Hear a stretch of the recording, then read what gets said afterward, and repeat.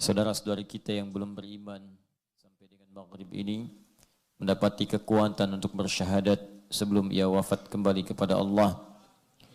Semoga para pelaku maksiat di maghrib ini mendapatkan hidayah untuk bertobat dan berubah menjadi orang baik. Dan khusus kita berdoa semoga orang-orang yang telah meninggalkan kita lebih dulu, jika dia muslim beriman kepada Allah, semoga wafat dalam keadaan husnul khatimah dan mendapatkan syafaat dari Rasulullah sallallahu alaihi wasallam dengan izin Allah Subhanahu wa taala. Mengawali ta'lim kita ini, kita turut mengantarkan doa kepada Presiden Republik Indonesia yang ketiga, Profesor Dr. Insinyur Baharudin Yusuf Habibie, yang kita kenal dengan Eyang Habibie. Semoga beliau wafat dalam keadaan husnul khatimah dan insyaAllah diterima seluruh kerja keras bakti beliau, baik untuk bangsa, negara, masyarakat Indonesia khususnya, dunia umumnya, sebagai amal soleh yang diniatkan untuk kepentingan ibadah beliau untuk kembali kepada Allah Subhanahu wa taala. Selalu ada yang datang dan pergi. Tanggal 11 September kemarin beliau meninggalkan kita. Di tanggal itu juga mungkin ada yang terlahir, seperti Imam Abu Hanifah wafat di tahun 150 Hijrah. Lahirlah Imam Asy-Syafi'i di tahun itu untuk bisa berbuat lebih baik dari orang-orang yang telah sebelumnya berkontribusi. Maka jika satu telah pergi dan telah beramal soleh, jadikan itu inspirasi bagi kita semua untuk berbuat yang serupa atau lebih baik daripada itu semua. Jadi kalau Bapak Habibie telah membuat bangga bangsa ini dengan membuat sebuah desain, bahkan membuat pesawat terbang yang menjadikan nama Indonesia terbang tinggi di seantero dunia, maka insya Allah kita pun akan membuat bangga bangsa ini, negara ini, masyarakat ini. Terkhusus kita ingin mengabdi kepada Allah Subhanahu wa taala dengan melambungkan nama Indonesia dengan barangkali hal berbeda yang pernah dikerjakan oleh yang lainnya, yaitu dengan mengangkat nilai-nilai keislaman yang lebih baik, memiliki nilai-nilai kemajuan dan bermanfaat untuk kehidupan kita insyaallah Subhanahu wa taala. Kita akan lanjutkan kajian kita di kesempatan maghrib ini. Sekali lagi mari kita ikhlaskan niat kita. Semoga dengan niat ini menjadi amal soleh yang dibawa pulang kepada Allah. Karena semua akan pergi dengan meninggalkan semua hal-hal yang pernah ia capai, ia raih, ia dapati saat di dunia. Orang paling kaya, kekayaannya akan ditinggalkan. Orang paling tinggi jabatan, jabatannya akan diletakkan. Orang paling pintar, kepintarannya akan disimpan. Semua masuk ke alam kubur, hanya membawa satu saja hubungannya dengan Allah, yaitu amal saleh. Karena itu ini yang masuk ke alam kubur hanya membawa satu saja setiap hubungannya dengan Allah, yaitu amal saleh. Orang-orang yang wafat, bahkan orang-orang yang terlahir, lahir tak bawa apapun, maka wafat pun demikian kembali kepada Allah, tidak membawa sesuatu. Hanya perbedaan lahir dengan wafat, bedanya dua. Ya, yang pertama, datang saat lahir tak membawa apapun, pulang kita membawa amal saleh. Pilihan dua, amal salah atau saleh, itu saja. Jadi kalau kita bisa berbuat untuk mengejar yang saleh, kenapa harus memilih yang salah? Itu poinnya. Kemudian yang kedua, saat lahir itu kita menangis dan orang-orang sekitaran kita tertawa menyambut kita. Kita ditertawakan saat kita menangis. Anda bayangkan, kita lahir menangis, orang sekitaran kita tertawa. Maka saat kita pulang nanti mesti ada beda antara lahir dengan wafat. Jadikan kita yang tertawa dan mereka yang menangis melepas kepergian kita. Itulah perbedaan antara lahir dengan wafat. Jangan sampai serupa. Lahir kita nangis, mereka tertawa. Lahir kita tak tertawa, mereka menertawakan kita. Itu yang paling berbahaya. Karena itu bertakwalah kepada Allah Subhanahu wa taala, selalu belajar dari setiap kehidupan, baik yang hidup atau yang wafat, untuk memetik amal soleh dari perbuatan itu. Itu yang dimaksud Quran surah ke-67 Al-Mulk ayat yang kedua itu. Itu yang dibacakan oleh kita setiap akan tidur, supaya dengan manfaat ayat-ayat itu kita pelajari di dunia, membawa cahaya saat kita kembali ke alam akhirat melalui alam kubur kita. Walladzi khalaqal mauta wal haya liyabluwakum ayyukum ahsanu amala. Dialah Allah yang telah menciptakan kematian dan kehidupan untuk menguji yang hidup itu, siapa yang bisa belajar dari peristiwa kehidupan dan kematian untuk meningkatkan amal solehnya. Jadi kalau ada orang hidup, lahir, dan orang wafat, kata Allah, tujuan diperlihatkan hidup dan wafat itu untuk memberikan kepada kita isyarat untuk memperbanyak amal soleh sepanjang usia kita hidup. Itu poin besarnya. Jadi kalau ada kehidupan, lihat, oh baru lahir nih, 12 September 2019, baru terlahir, kita sudah 40 tahun. Nah, yang lahir ini masih bersih. Kita 40 tahun, berapa kesalahan yang sudah diperbuat selama hidup 40 tahun ini? Ya, berapa maksiat di mata, maksiat di telinga, maksiat di lisan, sampai ke ujung kaki. Sudah taubat belum? Ya, masa lahirnya bersih, pulangnya kotor? Maka setiap kali ada yang melihat lahiran, mendengar lahiran, terbayang oleh kita hadis Nabi, kullu mauludin yuladu 'alal fitrah. Hei, kamu itu lahir fitrah, seperti bayi ini lahir. Kamu pun yang telah 40 tahun, dulu kamu suci. Saat kamu lahir, kamu bersih. Malu dong, datang bersih, pulang bawa dosa. Datang bersih, pulang kotor. Allah kirimkan kita ke rahim dunia ini dalam keadaan bersih. Masa pulang-pulang banyak bawa kotoran? Maka dari itu setiap melihat orang lahir, ingat kita pun pernah dilahirkan dengan situasi serupa. Ingat kita pun pernah dalam nilai yang sama, yaitu putih, bersih, tanpa noda. Jangan sampai pulang dalam keadaan maksiat. Karena itu setiap mendengar kelahiran, syukurnya dibuktikan dengan bentuk taubat kepada Allah Subhanahu wa taala untuk memperbaiki diri. Itu poinnya. Yang kedua, diperlihatkan orang wafat, diperlihatkan, diperdengarkan, ya, tampak kemudian dalam berita, di media sosialnya, ya, dalam elektroniknya, terlihat, terdengar, nampak. Apa hikmah semuanya itu? Liyabluwakum ayyukum ahsanu amala. Lihat siapa yang wafat. Ketika dia meninggalkan banyak karya, banyak amal-amal kebaikan, maka pantulkan itu ke dalam kehidupan kita. Kalau saya pulang nanti bagaimana? Itu poinnya. Beliau ini pulang, yang ngantarkan banyak. Yang nangisi banyak. Nangis dalam arti kemudian merindukan amal solehnya. Yang nangis banyak. Yang ngantarkan banyak. Yang nyolatkan banyak. Yang jenguk banyak. Besok kita pulang, serupa enggak dengan kita? Maka ketika yang demikian sudah kembali kepada Allah, tersisa kita, maka manfaatkan sisa hidup kita itu untuk mengumpulkan amal soleh sehingga mendapatkan kemuliaan yang serupa dengan orang-orang yang telah mendahului kita. Itu poinnya. Itu yang dimaksud Quran surah kedua, Quran surah ke-67 ayat yang kedua. Dan di sini menarik teman-teman sekalian. Saya tanya pada Anda semua. Kita ini saat ada di muka bumi, wafat dulu baru hidup atau hidup dulu baru wafat? Wafat dulu baru hidup. Di antum kemarin wafat, sekarang hidup. Normalnya hidup dulu baru wafat. Gak ada orang wafat dulu baru hidup. Gentayangan namanya. Bang. Siapa? Saya bang. Sate 200 tusuk. Sudah, gak ada. Orang hidup dulu baru wafat. Gak ada wafat baru hidup. Ya, tapi pertanyaannya, kenapa di ayat ini kematian didahulukan dibandingkan kehidupan? Walladzi khalaqal mauta, wafat, wal hayat hidup. Di maut didahulukan, hayat diakhirkan. Nah, ini cara menafsirkannya pakai ilmu balaghah. Ya, rumusnya at-taqdim wa ta'khir. Ya, kalau ilmu nahwu enggak nyampe di sini. Ilmu saraf enggak bisa dipraktekkan, paling di tasrifnya. Tapi kalau ingin lihat maknanya, praktekkan balaghah, at-taqdim wa ta'khir. Ada yang didahulukan, ada yang diakhirkan. Ada rumusnya. Kenapa kehidupan diakhirkan dan harakatnya fathah? Menunjuk pada sesuatu yang panjang. Ingin menunjukkan sifat rasa psikologis manusia yang umumnya ingin cenderung hidup lebih lama dan panjang. Hampir jarang ditemukan ada manusia ingin meninggal cepat-cepat. Mau meninggal besok? Tuh. Belum tentu. Ada yang saya tanya dulu pernah, mau meninggal besok? Siap Ustaz, asal masuk surga. Tapi nggak ada jaminan. Dan kenapa maut didahulukan dibandingkan dengan hayat kehidupan? Maut didahulukan untuk memberikan penekanan kepada kita. Jangan-jangan kita merasa hidup masih panjang, ternyata maut datang lebih cepat dari apa yang kita duga. Makanya selalu berpikir, kalau Anda terpikir berbuat maksiat, bayangkan wafat seketika. Dan jangan pernah mengukur orang. Kematian itu nggak bisa diukur. Beda ukurannya. Ukurannya ketetapan Allah Subhanahu wa taala, bukan kehendak kita.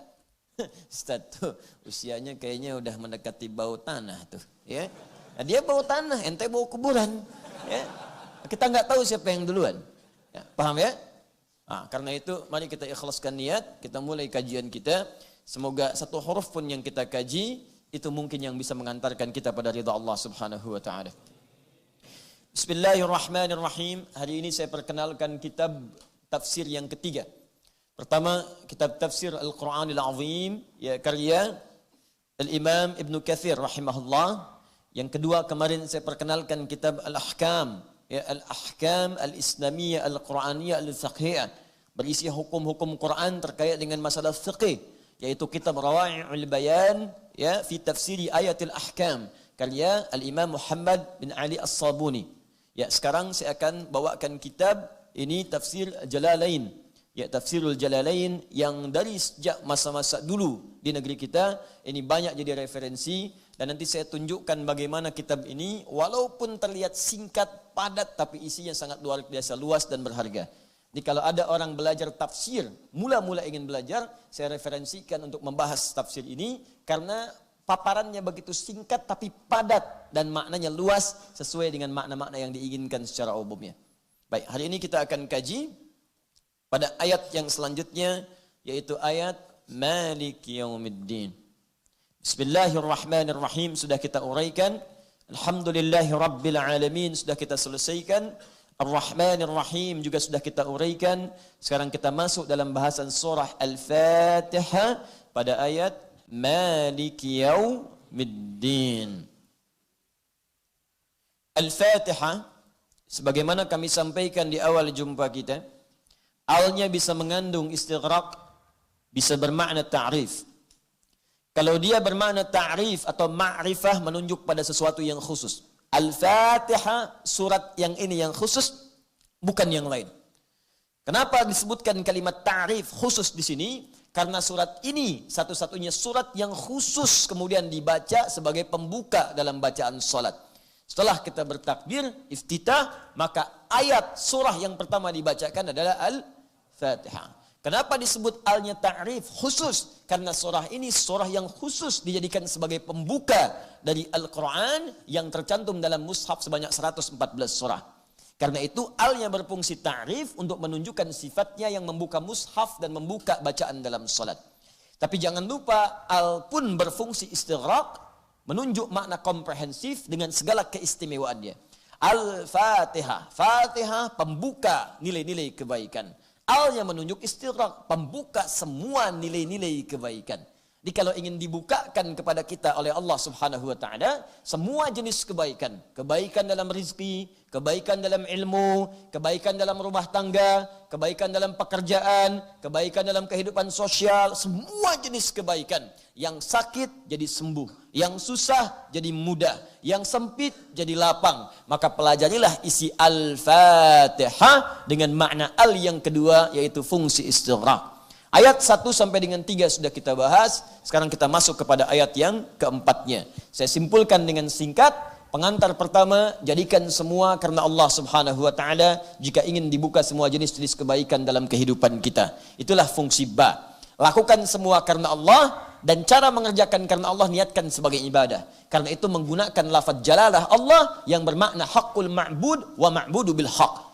Jadi jangan sekedar bismillah tapi dipanggil salat lambat. Diminta zakat, lambat. Diminta puasa, tunda-tunda. Tidak. Kalau kita ucapkan bismillah, ingin dibuka semua jenis kebaikan, maka cepat respon semua perintah Allah sebagai bukti pengabdian kita kepada Allah Subhanahu wa taala.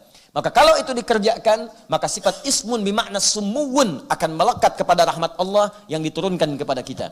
Orang yang rajin ibadah, orang yang dekat dengan Allah, orang yang cepat merespon seruan-seruan Allah, maka akan diangkat oleh Allah Subhanahu wa taala derajatnya dan didekatkan dengan rahmat dunia dan akhirat. Rahmat dunia sifatnya disebut dengan Rahman. Karena itu orang-orang yang ibadahnya khusus, spesial, rajin, cepat dekat dengan Allah, maka Allah akan berikan rahmat-rahmat dunia lebih cepat dibandingkan dengan hamba-hamba biasa. Itu yang dicontohkan kepada Maryam alaihissalam. Maryam punya mihrab, rajin ibadah, melebihi kadar manusia-manusia yang lainnya. Kalau orang-orang lain siangnya makan, ia puasa. Malamnya tidur, ia tahajud. Ya, banyak beribadah kepada Allah di luar batas keadaan manusia biasa.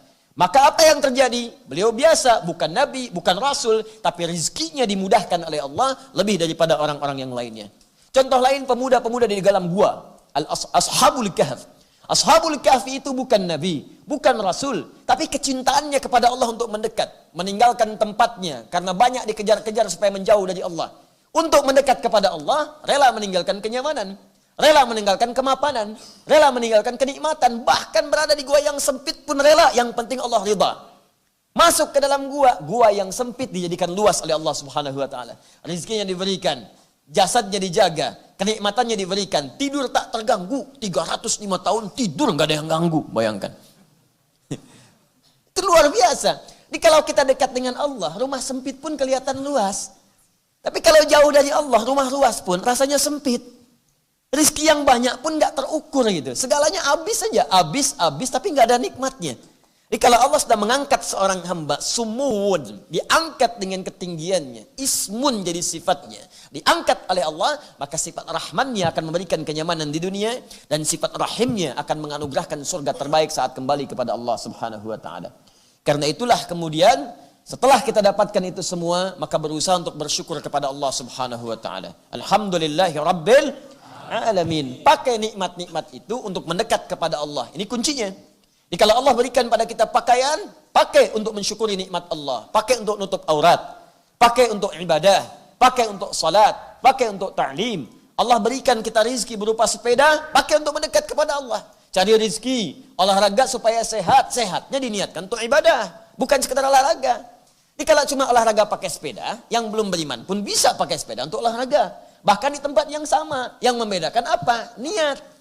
Pekerjaan, aktivitas disebut amal. Jamaknya disebut a'mal. Untuk membedakan amal, aktivitas kita dengan orang yang belum beriman, ada pada niatnya. Apa rumusnya? Hadis Nabi SAW, riwayat Al-Imam Al-Bukhari, di kitab yang pertamanya, dari kitab Al-Jami' As-Sahih. An Umar bin Al-Khattab radhiyallahu ta'ala anhu. Hadis riwayat Umar bin Khattab, semoga Allah meridai kepadanya. Sami'tu Rasulullah sallallahu alaihi wasallam yaqul, saya pernah mendengar Rasulullah SAW pernah bersabda, innamal a'malu binniyat. Sungguh semua pekerjaan itu akan dinilai berdasarkan niatnya. Pakai sepeda boleh, olahraga bagus. Apa niatnya? Kalau niat sekedar sehat, maka tak ada kemudian kemuliaan akhiratnya. Pahala kosong. Tapi kalau kita niatkan kesehatan itu dipakai untuk ibadah. Saya pengen olahraga dulu subuh-subuh, ba'da subuh. Putar, pusing. Balik kemudian putar sampai pusing, ya. Badannya sehat, niatkan untuk ibadah, untuk salat duha, untuk cari nafkah, untuk baca Quran. Ini yang bagus. Tapi kalau keluar sebelum subuh, udah putar, lewat salat. Enggak. Ya. Masjid tinggal. Nah, itu enggak ada nilainya si Allah Subhanahu wa taala. Paham sampai sini? Baik, kalau kita kerjakan yang demikian itu, maka Allah akan tambahkan nikmat-nikmat yang selanjutnya. Karena itu kalimat Rahman dan Rahim disebutkan kembali setelah Alhamdulillahi Rabbil Alamin untuk menegaskan pemberian Allah yang berlipat ketika nikmat itu disyukuri. Ya, ketika nikmat itu disyukuri. Kata Allah, saya Rabbul Alamin, saya ini pemilik semua alam. Kalian jangankan minta sedikit, minta banyak saya kasih. Nggak ada yang kurang pada saya, pemilik alam semuanya. Siapa orang paling kaya di muka bumi? Cuman punya sedikit dari bumi. Saya punya semuanya. Bumi punya saya, kata Allah. Langit punya saya. Alam jin saya yang punya. Manusia saya yang punya. Hewan saya yang punya. Tumbuhan saya yang punya. Kamu tuh cuma punya sedikit. Mau minta apa? Saya berikan sampai kamu puas. Wala saufa yu'tika rabbuka fatarda. Saya kasih. Nggak ada batas bagi saya, kata Allah. Bagaimana cara Allah melipat gandakan balasan kita? Syukur. Itu yang dimaksud Quran surah ke-14 ayat ke-7. La in syakartum la azidannakum. Kalau kamu syukur, saya tambah. Saya tambah. Rumusnya syukur. Syukur itu tadi, pakai semua nikmat untuk kepentingan mendekat kepada Allah. Harta banyak, keluarkan zakat. Yang lebihnya gunakan untuk berkhidmat kepada Allah. Sekalipun dipakai dalam urusan dunia, tapi niatkan untuk mendekat kepada Allah. Itu poinnya. Nah, ada yang menarik di paparan di kitab Tafsirul Jalalain antara hubungan Rabbul Alamin dengan Ar-Rahmanir Rahim. Sebelum masuk Maliki Yaumiddin, saya ingin bacakan dulu karena ini paparan yang sangat menarik dalam kitab ini, yang jarang kemudian dibahas di kitab-kitab lainnya. Bismillahirrahmanirrahim. Ya, masuk ke Ar-Rahmanir Rahim. Ayat ketiga, ayat Dzir-Rahmah. Yang dimaksud sifat Ar-Rahmanir Rahim adalah Dzir-Rahmah, pemilik semua sifat rahmat. Rahmat itu puncak kasih perhatian dan sayang. Puncak kasih, perhatian dan sayang. Yang tanpa batas. Kalau dinisbatkan kepada makhluk, ya bukan khalik. Kalau dinisbatkan kepada makhluk, maka ada tambahan. Puncak perhatian, kasih dan sayang. Yang dengan perhatian itu, ia rela merasakan penderitaan, asal yang disayang itu merasakan kenyamanan. Kalau yang dimaksud makhluk, ya, tempat rahmat, itu rahim. Perempuan punya rahim dalam perutnya.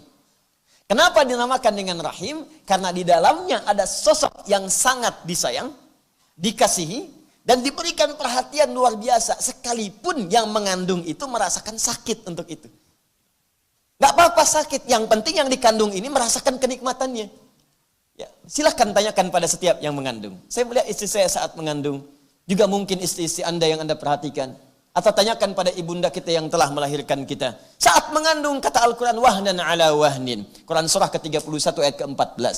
Sulitnya luar biasa. Miring kanan, susah. Kiri, susah. Telungkup, mustahil. Ya. Baik, terlentang, juga sulit. Tapi dipertahankan semua itu untuk apa? Supaya anak yang dikandung ini merasakan nikmat dan sayang. Makanya sebagian ahli hikmah mengatakan, ini cuma hikmah ya. Boleh jadi tinjauan lain itu bisa berbeda. Ahli hikmah mengatakan kenapa yang terlahir dari bayi itu ketika keluar pertama kali adalah tangisan dalam dirinya. Karena dia khawatir tidak mendapatkan kenikmatan yang sama ketika berada dalam rahim ibundanya. Atau ahli hikmah mengatakan demikian. Karena itu kalau ada sifat rahmah, kemudian dinisbatkan kepada makhluk, maka itu puncak kasih, sayang dan perhatian yang diberikan kepada seseorang atau satu pihak. Dan dengan perhatian itu, ia rela menderita untuk memberikan kenyamanan pada siapa yang diperhatikannya. Jelas? Makanya ibu kan seperti itu ya. Kadang-kadang ngutang dulu, minjam dulu, supaya anaknya lulus kuliah. Tapi nggak pernah ngasih tahu kalau itu pinjaman. Nggak apa-apa dicaci orang, nggak apa-apa datengin orang, nggak apa-apa ditagih orang, bahkan kadang-kadang diteror. Yang penting anaknya nggak usah tahu. Itulah ibu. Makanya kalau sedang kesal pada ibu, coba pikir-pikir dulu sulitnya ibu waktu mendidik kita. Itu bahasa Qurannya. Ya, kata Allah, wassainal insana biwalidayhi. Kami wasiatkan berikan pesan yang tegas pada setiap anak untuk berbakti pada kedua orang tuanya. Kalau sedang punya masalah dengan orang tua, apalagi dengan ibu, hamalathu ummu wahnan ala wahn. Kamu pikir dulu kau mau marah, pikir dulu. Ibu kandung itu ngandung kamu 9 bulan, itu sulitnya luar biasa. Berat kata Allah itu. Jadi kalau mau marah tuh pikir-pikir dulu. Saya tuh kadang sedih, kadang-kadang tuh pengen bertindak pada anak-anak sekarang itu yang dengan seentengnya aja memperlakukan ibunya. Ada gara-gara uang 10.000 ditendang kepala ibunya. Hanya karena uang 10.000 Anda bayangkan. Ada yang mengeksekusi, ada yang mencaci maki, ini siapa sebetulnya? Kata Quran, kamu pikir-pikir dulu, ibu kamu itu 9 bulan ngandung di perutnya. Kamu dibawa-bawa kemana-mana. Ya, wahnan ada wahnin, sulitnya luar biasa. Di Quran surah ke-46 ayat ke-15 disebutkan karha.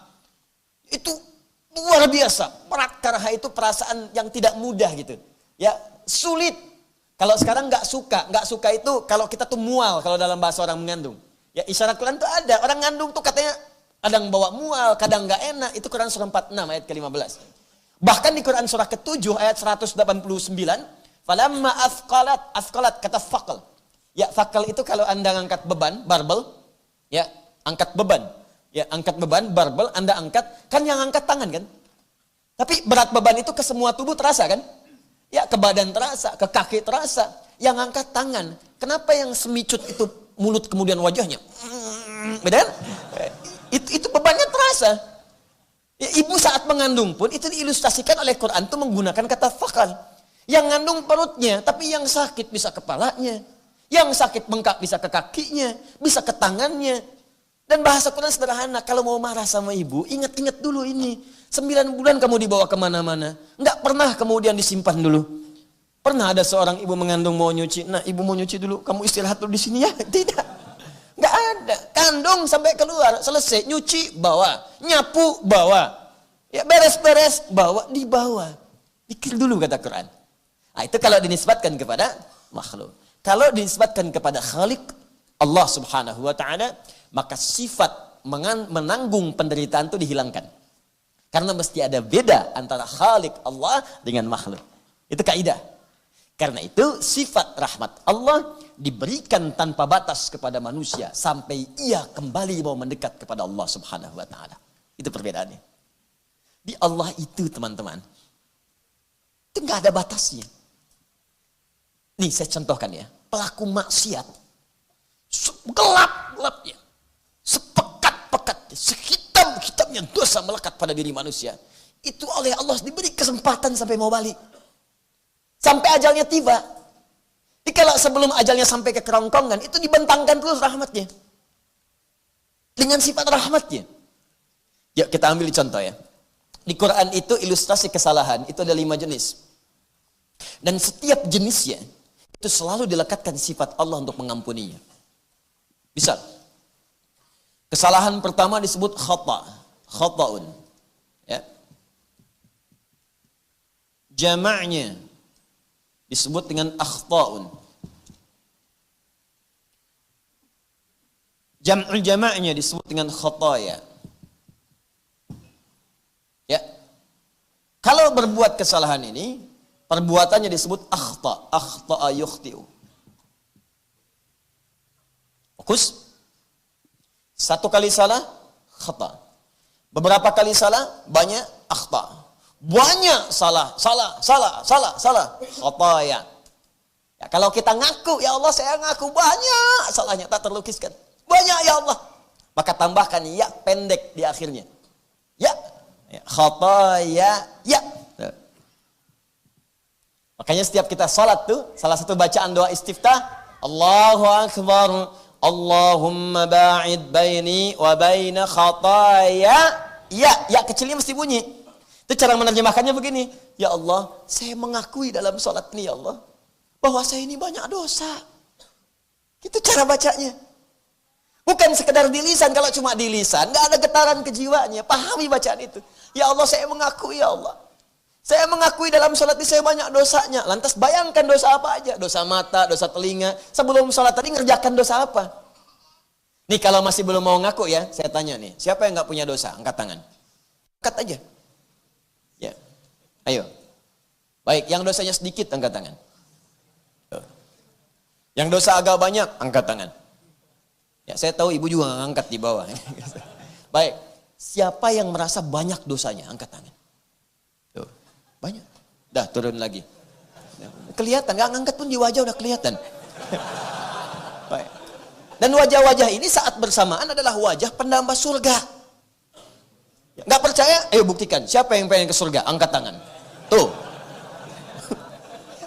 Selesai. Dan tinggi cita-citanya. Siapa yang surganya pengen Firdaus? Angkat tangan. Tuh. Siapa yang pengen bersama Nabi di surga? Tuh. Apa yang Anda bawa untuk menghadap Nabi di sana? Hah? Makanya setiap sholat Allah sayang dengan kita. Ingin dihapuskan semua salah kita. Supaya kalaupun wafat saat itu bersih kitanya. Maka kita ngaku ya Allah. Saya sekarang sholat mengaku banyak kesalahan ya Allah. Allahumma ba'id baini wa baina khataya. Ya. Tapi hamba mohon ya Allah. Hamba mengakui banyak salah dan hamba pun menyaksikan ya Allah, Engkau pengampun semua jenis kesalahan. Mohon bersihkan, pisahkan hamba dengan kesalahan-kesalahan yang telah hamba perbuat sampai detik ini, sebagaimana Engkau pisahkan timur dan barat yang tidak pernah bertemu. Jangan tampakkan saat di akhirat nanti ya Allah. Jangan tampakkan, karena nanti sekecil apapun kesalahan akan ditampakkan oleh Allah. Wa may ya'mal mithqala dzarratin syarran yarah. Dan sekecil apapun perbuatan salah sepanjang belum ditobati akan ditampakkan di akhirat. Jadi perbuatannya disebut akhta. Jika sudah terjadi kesalahan khata, agak banyak akhta, kemudian banyak lagi disebut khata, ya. Allah menurunkan satu sifat untuk menghapuskan ini semua. Disebut al-afu namanya. Al-afu. Nah, khata ini itu adalah kesalahan yang jelas salah. Walaupun sifatnya masih umum. Bisa jadi mengandung dosa, bisa jadi salah tapi belum tentu berdosa. Nah, contoh, subuh sekarang jam berapa? 4.32 misalkan. Baik, 4.32 itu subuh. Ada orang baru bangun jam 6. Bangun. Nah, belum sholat subuh. Salah tidak? Salah, jelas salah. Salah, belum sholat. Karena standarnya 4.32 itu siap-siap sholat. Dia jam 6 baru bangun, udah lewat syuruk. Udah lewat syuruk. Baik. Nah sekarang salah tidak? Salah. Dosa enggak? Belum tentu, John. Belum tentu. Kalau tidak disengaja, ya memang malamnya kecapean. Sulit tak terlukiskan sampai kemudian tertidur lelap. Memang bangunnya jam 2 untuk tahajud. Allahu Akbar. 11 rakaat khusyuk. Setelah itu selesai, jam 3:30, lihat baca hadis, sunnah Nabi setelah tahajud bisa berbaring terlebih dahulu. Miring ke kanan. Berbaring dia. Cuman bedanya dia dengan Nabi, Nabi sebelum subuh bangun, dia habis subuh baru bangun. Salah sih iya, cuman dosa enggak. Nah itulah khata namanya. Kalau sudah mengandung dosa, maka berubah kalimatnya menjadi dzambun. Dzambun. Nah, turunkan ini. Dzambun. Nah ini ya. Satu jenis. Baik, subuh 4.32, dia bangun jam 6 sengaja. Memang sengaja terlambat karena malamnya dihabiskan nonton bola. Nonton Madrid nih, menangis, kalah kan? Gak menang, ketiduran, terlambat bangun, salah dan dosa dia. Kesalahan yang mengandung dosa, sekali dosa disebut dzambun. Allah tidak menginginkan ada orang, ada hamba berdosa sekalipun sedikit dosanya. Kamu datang ke dunia bersih, pulang jangan bawa kotoran. Bersihkan oleh Allah, seketika dihapuskan. Maka diturunkan sifat yang kedua namanya ghafir. Ghafir. Muncul Quran surah ke-40 ayat ketiga.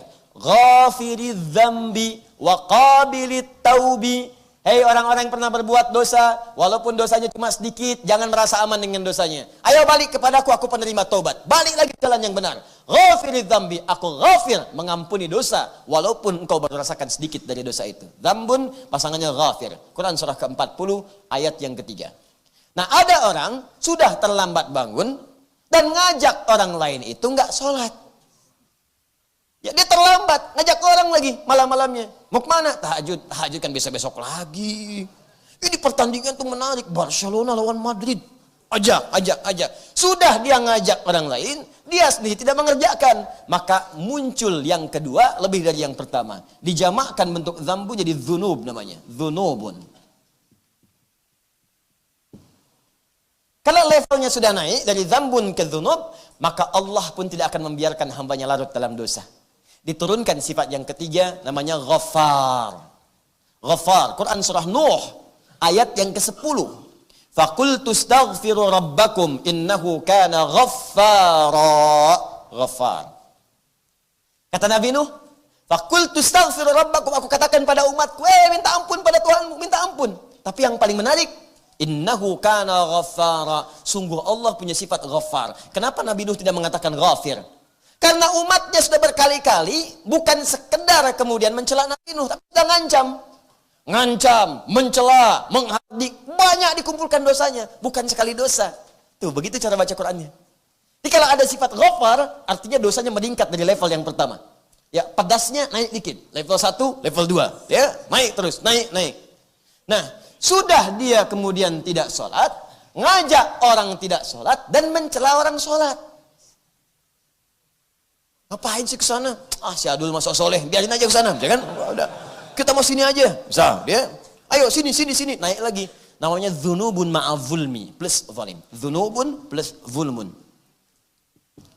Maka Allah turunkan sifat yang keempat, namanya Ghafurun. Ghafur. Terakhir, maaf ya. Orang ini Allahu Akbar. Dia profesional di bidang maksiat. Pokoknya nggak ada maksiat di bumi kecuali dia pernah mengerjakannya. Jadi kalau mendengar orang lain pernah mengerjakan, dia belum, gatal tangannya. Nggak bisa tuh, saya juga bisa itu. Seketika dia kerjakan. Langsung dia lakukan. Maka itu rumusnya bukan pakai dzunubun, bukan zulmun lagi. Sudah israf namanya. Israf, kelewat batas. Israf itu sudah berlebihan, lebih luar biasa. Prasmanan pernikahan, boleh sekali dia 10 kali. Israf. Nah ada israf dalam dosa. Ini semua organ tubuhnya udah nyobain dosa. Pokoknya khatamlah dosa tuh. Ya.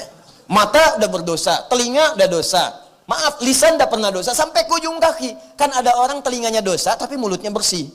Ada orang mulutnya dosa, telinganya bersih. Ada orang ini semuanya dipakai buat berdosa. Israf. Tapi apa yang terjadi? diturunkan oleh Allah kemudian sifat yang terakhir. Ketika memberikan yang terakhir ini nggak boleh ada batas karena dosanya pun israf. Jadi kalau ada batasnya berarti ada sebagian tak terampuni. Tapi kalau nggak ada batasnya maka sebesar apapun, sebanyak apapun, sedalam apapun, sekotor apapun itu nggak akan pernah ada batas untuk kembali diterima oleh Allah Subhanahu Wa Taala. Masih ingat tadi? Ketika Allah memberikan sebuah sifat kasih sayang, perhatian tanpa batas disebut apa namanya tadi? Rahmah. Maka turunlah Quran surah ke-39 ayat ke-53. Quran surah ke-39 Az-Zumar ayat 53. Qul, katakan Muhammad, ya ibadiyalladzina asrafu ala anfusihim. Muhammad katakan, infokkan, beritahukan kepada hamba-hambaku, masih di aku hamba, Pak. Masih di aku hamba. Hei para pezina, hei yang pernah zina, hei yang pernah mabuk, hei yang pernah korupsi, hei yang pernah nyuri, hei yang pernah membunuh. Dengar kalimat ini. Kata Allah, engkau hambaku. Engkau hambaku. Itulah bedanya Tuhan dengan makhluk. Anda punya anak, jahatnya luar biasa, merusak nama keluarga. Sudah nggak terukur berapa kali nama Anda dirusak oleh dia. Sudah nggak terukur berapa kali keluarga kemudian dilecehkan oleh dia. Jahat dikenal di luar, muncul di televisi. Satu kali balik ingin bertemu Anda, diterima nggak? Baru nelpon aja, kamu nggak usah telepon saya lagi. Waduh, saya ingin ketemu Pak. Kamu bukan anak saya. Oh, lantas anak siapa? Perhatikan Allah nggak ada batas. Qul ya ibadi, masih di aku hamba. Muhammad katakan pada hamba-hambaku. Ya, qul ya ibadiyalladzina asrafu ala anfusihim, yang pernah israf dalam hidupnya untuk berbuat dosa.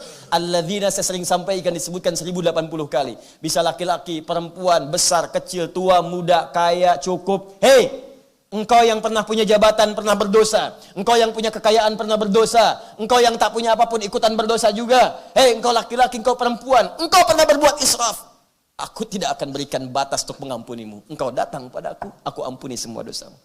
La taqnatu min rahmatillah. Jangan putus asa dari rahmat Allah Subhanahu wa taala. Aku ampuni. Nah, sekarang maaf ya, salah dihapuskan. Dosa dikit diampuni. Dosa tambah banyak digugurkan. Dosa lebih banyak lagi dihanguskan. Dosa tanpa batas masih diterima untuk dibersihkan. Kalau dengan semua kesempatan ini belum mampu menyentuh hati Anda untuk bertobat, lantas dengan cara apa lagi Allah mengampuni dosa-dosa Anda? Jadi kalau ada orang pulang ke akhirat masih berdosa, itu makhluknya yang salah. Allahnya sudah terbuka, saya ampuni, kamu yang gak mau minta ampun, saya kurang apa lagi ngampunin kamu sekarang. Dipantas kalau di akhirat tuh Allah murka. Pantas, sangat pantas. Padahal sifat Allah itu rahmatnya kemudian akan mengalahkan murkanya. Cuman sudah dikasih rahmat, gak mau ngambil, ya tinggal murkanya. Kata Allah, inna rahmati wasi'at kulla syai'. Rahmatku itu melebihi segalanya. Rahmat Allah mengalahkan murkanya. Dikasih rahmat, gak diambil, ya tinggal murkanya. Kalau gak mau dimurkai, ambil rahmatnya sekarang. Manfaatkan. Karena itu ketika kalimat ini disampaikan, makna ar-Rahmanir Rahim, dzir-rahmah. Dialah Allah yang punya karunia tanpa batas. Baik dalam hal rezeki, perhatian, kasih sayang, bahkan ampunan yang sangat luar biasa. Tapi pertanyaannya, apa kaitan kalimat ar-Rahmanir Rahim dengan sifat rahmat itu dengan ayat sebelumnya alhamdulillahirabbil alamin dan setelahnya maliki yaumiddin? Itu yang akan kita sempurnakan setelah menunaikan salat Isya berjamaah insyaallah. Subhanakallahumma wa bihamdika asyhadu an la ilaha illa anta astaghfiruka wa atubu ilaik. Assalamualaikum warahmatullahi wabarakatuh. Assalamualaikum warahmatullahi wabarakatuh. Alhamdulillah. Wassalatu wassalamu ala rasulillah wa ala alihi wa sahbihi wa man walah wa ba'du. Hadirin sekalian, saudara-saudariku, alhamdulillah kita telah menunaikan salat Isya berjamaah. Semoga salat kita diterima oleh Allah Subhanahu wa taala. Sebelum kita lanjutkan bahasan kita, kami menghimbau untuk pertama kita mengikhlaskan niat kita kembali, kemudian fokus pada apa yang akan kita kaji. Lalu berusaha untuk saling melapangkan dan membantu sesama kawan-kawan yang saat ini bergabung dalam kajian. Jika sempit dan ada kelapangan, maka lapangkan. Jika ada anugerah dari minuman atau makanan dan di sebagian kita membutuhkan, maka saling berbagi. Jika memang stok yang kami sediakan di sini barangkali belum mencukupi untuk keseluruhannya, silakan berbagi dan tolong lapangkan dengan segala profesi yang ada. Kalau ada yang barangkali kambuh dari penyakitnya, yang dokter bisa membantu. Kalau ada yang sulit yang lain yang kira-kira bisa dibantu, mudah dilapangkan. Yang dengan itu Allah berjanji langsung. Orang yang melapangkan orang lain di majlis ilmu, maka Allah akan lapangkan kesulitan-kesulitan hidupnya dalam kehidupan yang lebih luas. Itu ada dalam Al-Quran, surah ke-58, ayat yang ke-11. Ya ayyuhalladzina amanu, hai semua orang-orang telah menyatakan dirinya beriman kepada Allah Subhanahu wa taala, idza qila lakum tafassahu fil majalis fafsahillahu lakum. Ya, idza qila lakum tafassahu fil majalis fafsahu yafsahillahu lakum wa idza qila inshuzu fanshuzu yarfa'illahu alladhina amanu minkum walladzina utul ilma darajat. Hai orang-orang telah menyatakan dirinya beriman kepada Allah tanpa kecuali, jika disampaikan kepadamu, jika dikatakan kepadamu, lapangkan, luaskan di majlis-majlis ilmu itu. Itu bisa berarti tempat, bisa berarti situasi, kelapangan atau share informasi. Orang yang bisa melapangkan situasi itu, maka balasannya bukan di majlis. Yafsahillahu lakum, kalimat majlisnya dibuang. Maka di setiap tempat yang kita rasakan kesulitan, Allah akan lapangkan. Mungkin melapangkannya di sini, nanti kesulitan rumah tangga itu yang dilapangkan oleh Allah. Mungkin yang dilapangkan di majlis ilmu, nanti kesulitan di pekerjaan itu yang dilapangkan oleh Allah. Dan semoga Allah mengabulkan apa yang kita mohonkan. Allah Subhanahu wa taala dengan sifat Rahman Rahimnya, Dzir Rahmah, dialah pemilik sifat rahmah, puncak segala perhatian, kasih sayang, cinta, dan segala jenis hal-hal positif yang diberikan. Dalam konteks ketika dikaitkan dengan sifat Allah Subhanahu wa taala, maka ini mencakup anugerah kemuliaan dan kebaikan. Bisa berarti puncak ampunan dosa tanpa batas. Tadi kita sampaikan, jika ada kesalahan saja umumnya, Allah turunkan sifat al-afu. Jika ada dosa di dalamnya, Allah turunkan sifat ghafir. Jika dosanya semakin banyak, diturunkan sifat ketiga ghafar. Jika semakin melimpah dosanya, maka ada nama yang keempat ghafur. Jika memang tak ada batas dalam limpahan dosanya, sehingga punya sifat israf, ya, bosan kalau tidak berdosa. Kalau tak bermaksiat, rasanya bosan, israf. Maka tetap Allah berikan kesempatan bagi dia untuk bertobat, dan Allah tak pernah bosan melimpahkan rahmatnya. Maka diturunkan sifat yang terakhir ini dengan nama rahmat bagi orang yang israf atau berbuat banyak berlebih dalam dosanya. Nah, 5 hal ini itu dikumpulkan dalam satu ayat. Kalau Anda bisa berkenan membacakannya sebelum tidur, ya, malam hari, saya sangat merekomendasikan ayat ini. Dan seringkali kami coba mengamalkan dampaknya ke hati itu luas. Itu Quran surah kedua Al-Baqarah di ayat 286, ayat yang terakhir. Ya, la yukallifullahu nafsan illa wus'aha. Allah mustahil memberikan kita beban kehidupan kalau kita enggak sanggup. Ini sangat menarik nih, bahasanya indah. Kata Allah, kamu enggak mungkin saya uji kalau kamu enggak mampu. Di cara menyikapi ujian itu, berikan motivasi pada diri kita bahwa kita mampu. Bisa sering katakan begini, seberat apapun ujian yang sedang menimpa kita sekarang, Anda diuji sekarang, menurut Anda berat sekali. Tapi menurut Allah, cuma Anda yang mampu, yang lain nggak bisa. Makanya dititipkan kepada Anda, bukan kepada yang lain. Saya yakin setiap kita ini sekarang punya masalah. Ada yang di rumah tangga, ada yang di pekerjaan, ada yang di kehidupan sosial. Allah ujikan pada kita, bukan pada yang lain, karena kita mampu. Ya, mustahil diuji kalau nggak mampu. La yukallifullahu nafsan illa usaha. Laha ma kasabat wa 'alaiha mak tasabat. Laha ma kasabat. Kalau kita semangat mengatasi itu dengan nilai-nilai kebaikan, caranya baik kita atasi, maka akan ada peluang pahala kita dapatkan. Ujian di kantor, caranya benar, ikuti aja ujiannya dengan baik. Gak usah nyogok, gak usah korupsi, pahala diberikan pada kita. Wa 'alaiha mak tasabat. Tapi sebaliknya, kalau cara menyikapinya keliru, bisa berdosa. Ujian di kampus, ya maaf, cara mengatasinya belajar dengan benar, isi ujian. Jangan pedulikan berapa benar tidaknya. Kalau ada yang salah, evaluasi. Itu tandanya kita diminta memahamkan kembali diri kita supaya menguasai materinya. Kalau lulus, teruskan dan dalami. Jangan sekedar lulus untuk ujian. Itu caranya, bukan mencontek. Ketika mencontek, wa 'alaiha maktasabat, ada peluang dosa di dalamnya. Dosa itu kata Nabi, sesuatu yang saat engkau kerjakan, engkau takut ketahuan orang lain. Dan dirimu pun gelisah. Jadi kalau Anda mengerjakan sesuatu, takut orang lain tahu, dan Anda merasa gelisah dengan perbuatan itu terindikasi ada dosa di dalamnya. Baik. Rabbana la tu'akhidna in nasina au akhtana. Akhta. Ya Allah, kalau memang kami pernah lupa dan dengan lupa itu kami berbuat salah, tolong jangan hukum kami. Jadi banyak orang berbuat salah karena lupa. Orang tahu bohong itu dosa, cuman saat bohong lupa kalau itu dosa. Orang tahu mencuri itu dosa, cuman saat nyuri lupa kalau itu dosa.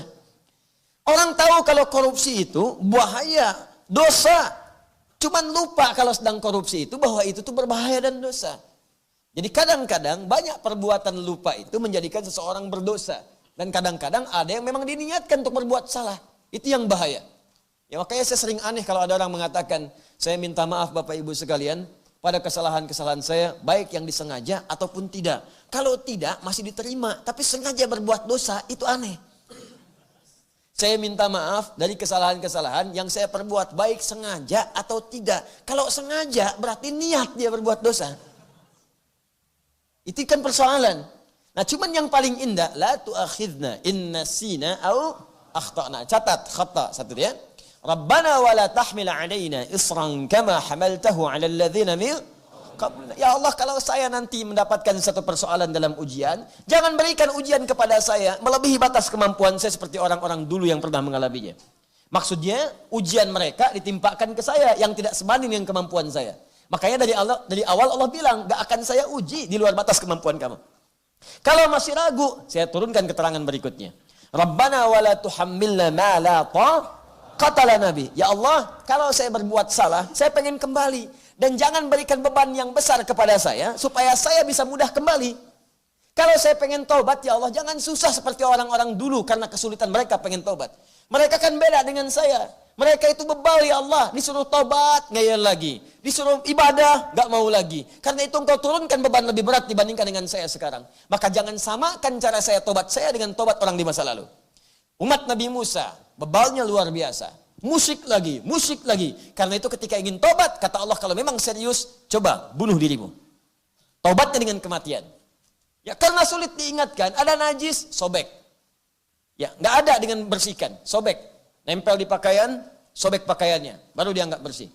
Ya sobek, bersih. Itu bedanya dengan umat sekarang.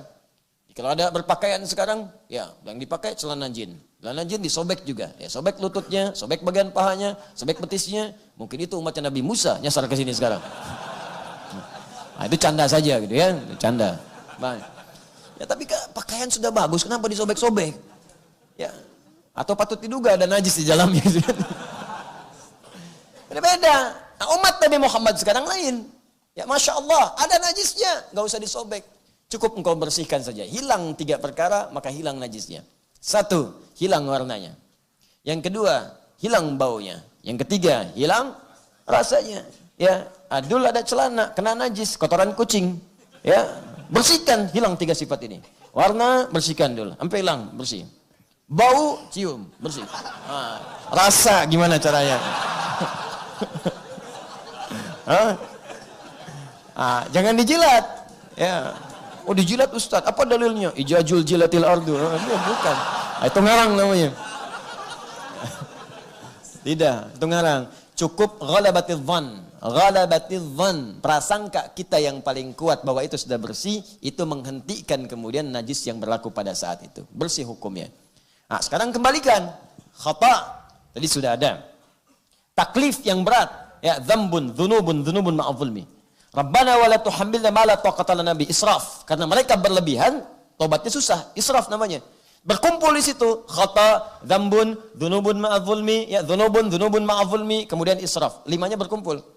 Maka untuk menyelesaikan 5 hal ini mesti muncul 5 yang ini. Maka dijawab oleh Allah. Perhatikan kalimatnya. Setelah Rabbana wa la tuhammilna ma la taqata lana bi. Setelah itu apa? Wa'fu anna, al-'afwu.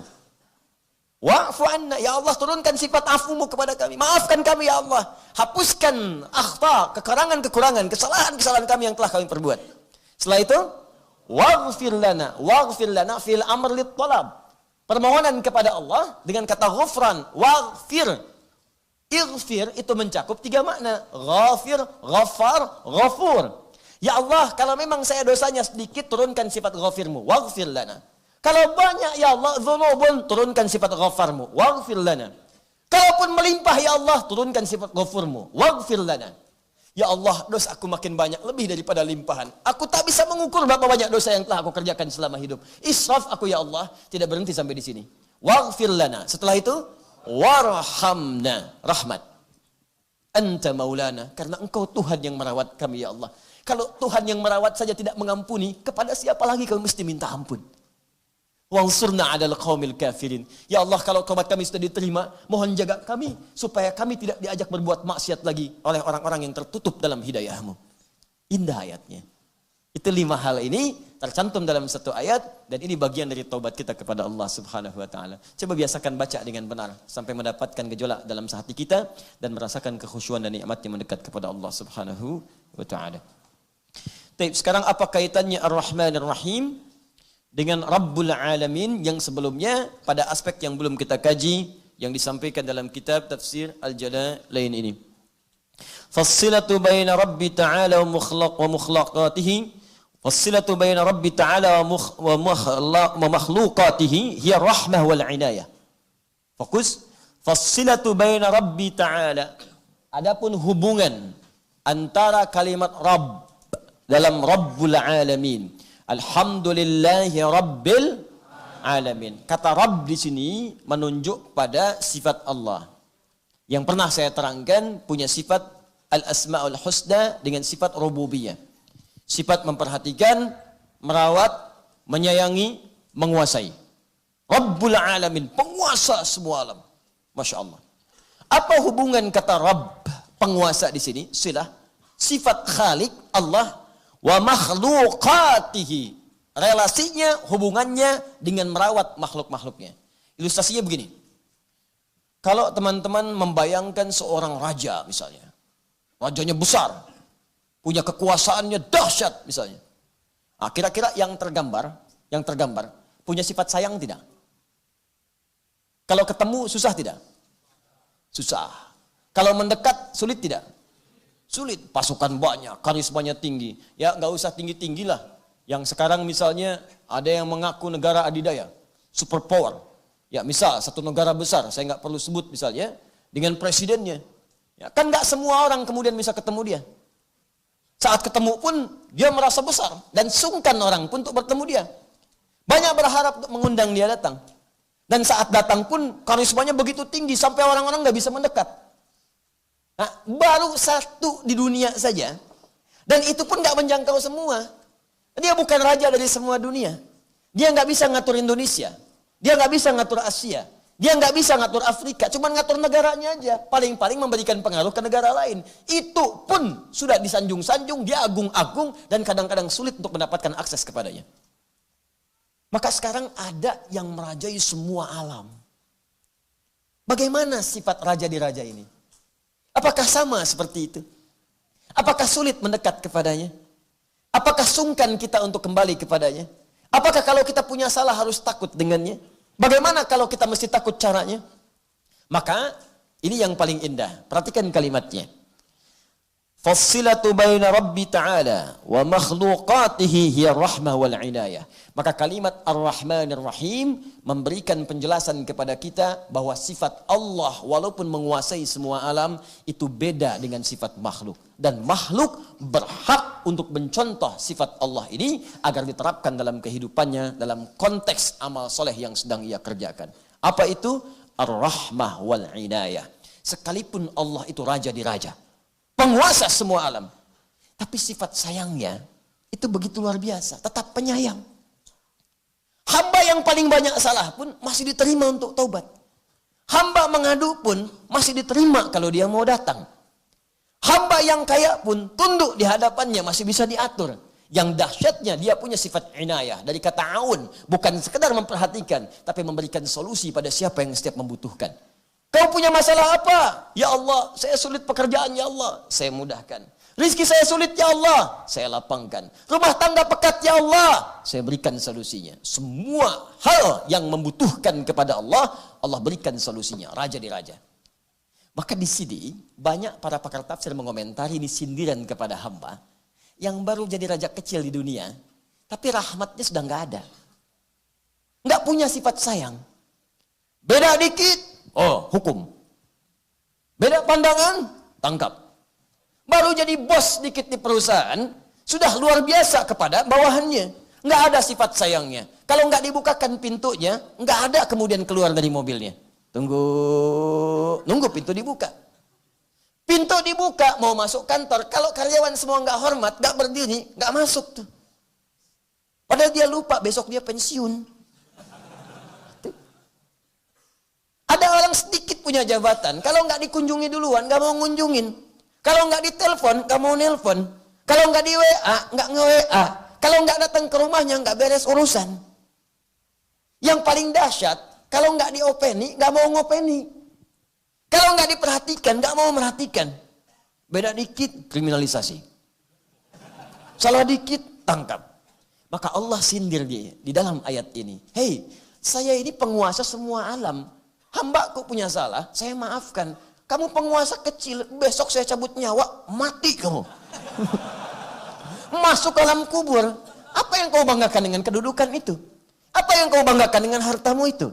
Apa yang kau banggakan dengan ilmumu itu? Kenapa mesti merasa tinggi sampai lupa dengan perhatian dan mengamalkan apa yang saya titipkan kepadamu? Nah, itu poinnya. Coba lihat kita posisi ada di mana. Titipannya apa?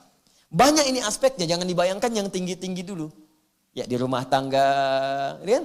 Coba cek, jangan-jangan jadi pemimpin rumah tangga otoriter. Anak sudah minta maaf, sampai diusir-usir. Istri sudah mengaku salah, masih aja terus dituntut salah. Mau sampai kapan lagi? Suami sudah mengaku khilaf, ya masih aja dituntut nggak benar. Mau sampai kapan lagi? Kata Allah, saya penguasa semuanya, saya pun masih maafkan. Kamu hamba kecil, besok mati. Ya, gayanya banyak sekali. Paham ya? Baik, jadi yang seperti itu bawa dalam kehidupan. Saya yakin sekali, kalau orang kaya paham dengan ayat ini, tentu dalam hidup dia akan merasa tawadhu. Kalau yang punya kedudukan setinggi-tingginya paham dengan ayat ini, tentu dalam hidup akan dia berlaku adil dalam kehidupannya.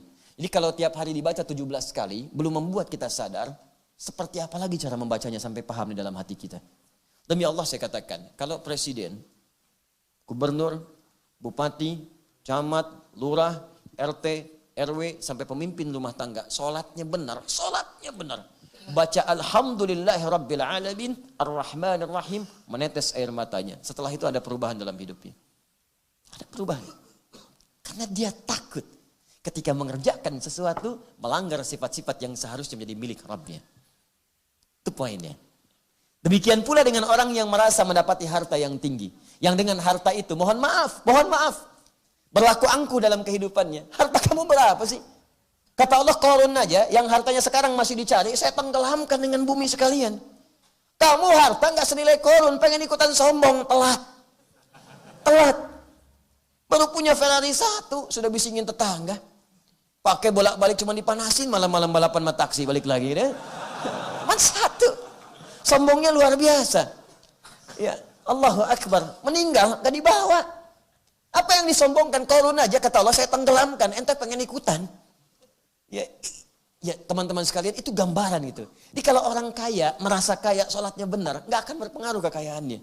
Dan dia akan melihat saat wafatnya. Karena itu untuk menyadarkan kita, maka masuklah pada ayat berikutnya. Maliki yaumiddin.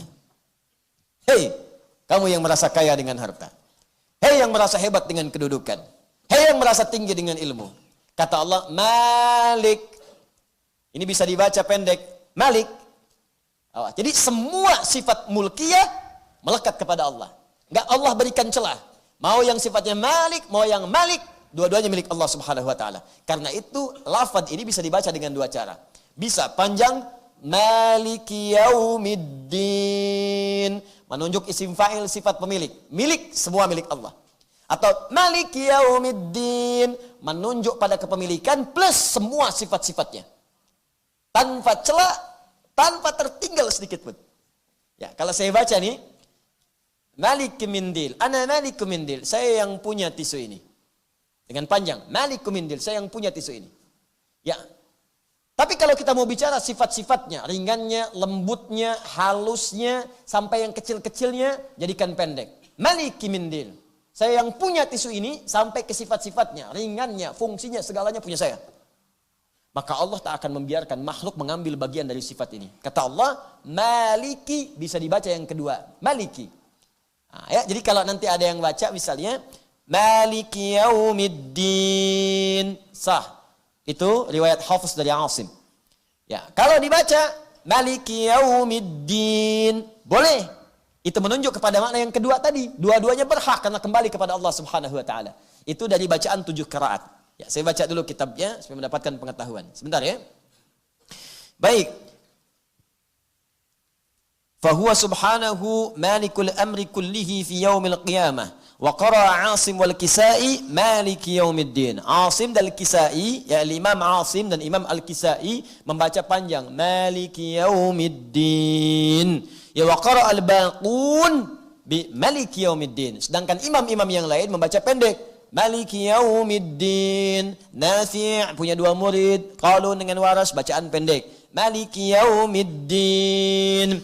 Hamzah punya 2 murid. Khalad dengan Khalaf. Ya, selain yang 2 tadi. Maliki Yaumiddin. Yang 2 Asim dengan Al-Kisai bacaan panjang. Maliki Yaumiddin. Kenapa bisa dibaca 2 ini? Untuk menunjuk kepada 2 makna tadi secara menyeluruh. Sehingga tidak ada hamba satupun yang mengklaim tentang 2 hal tadi.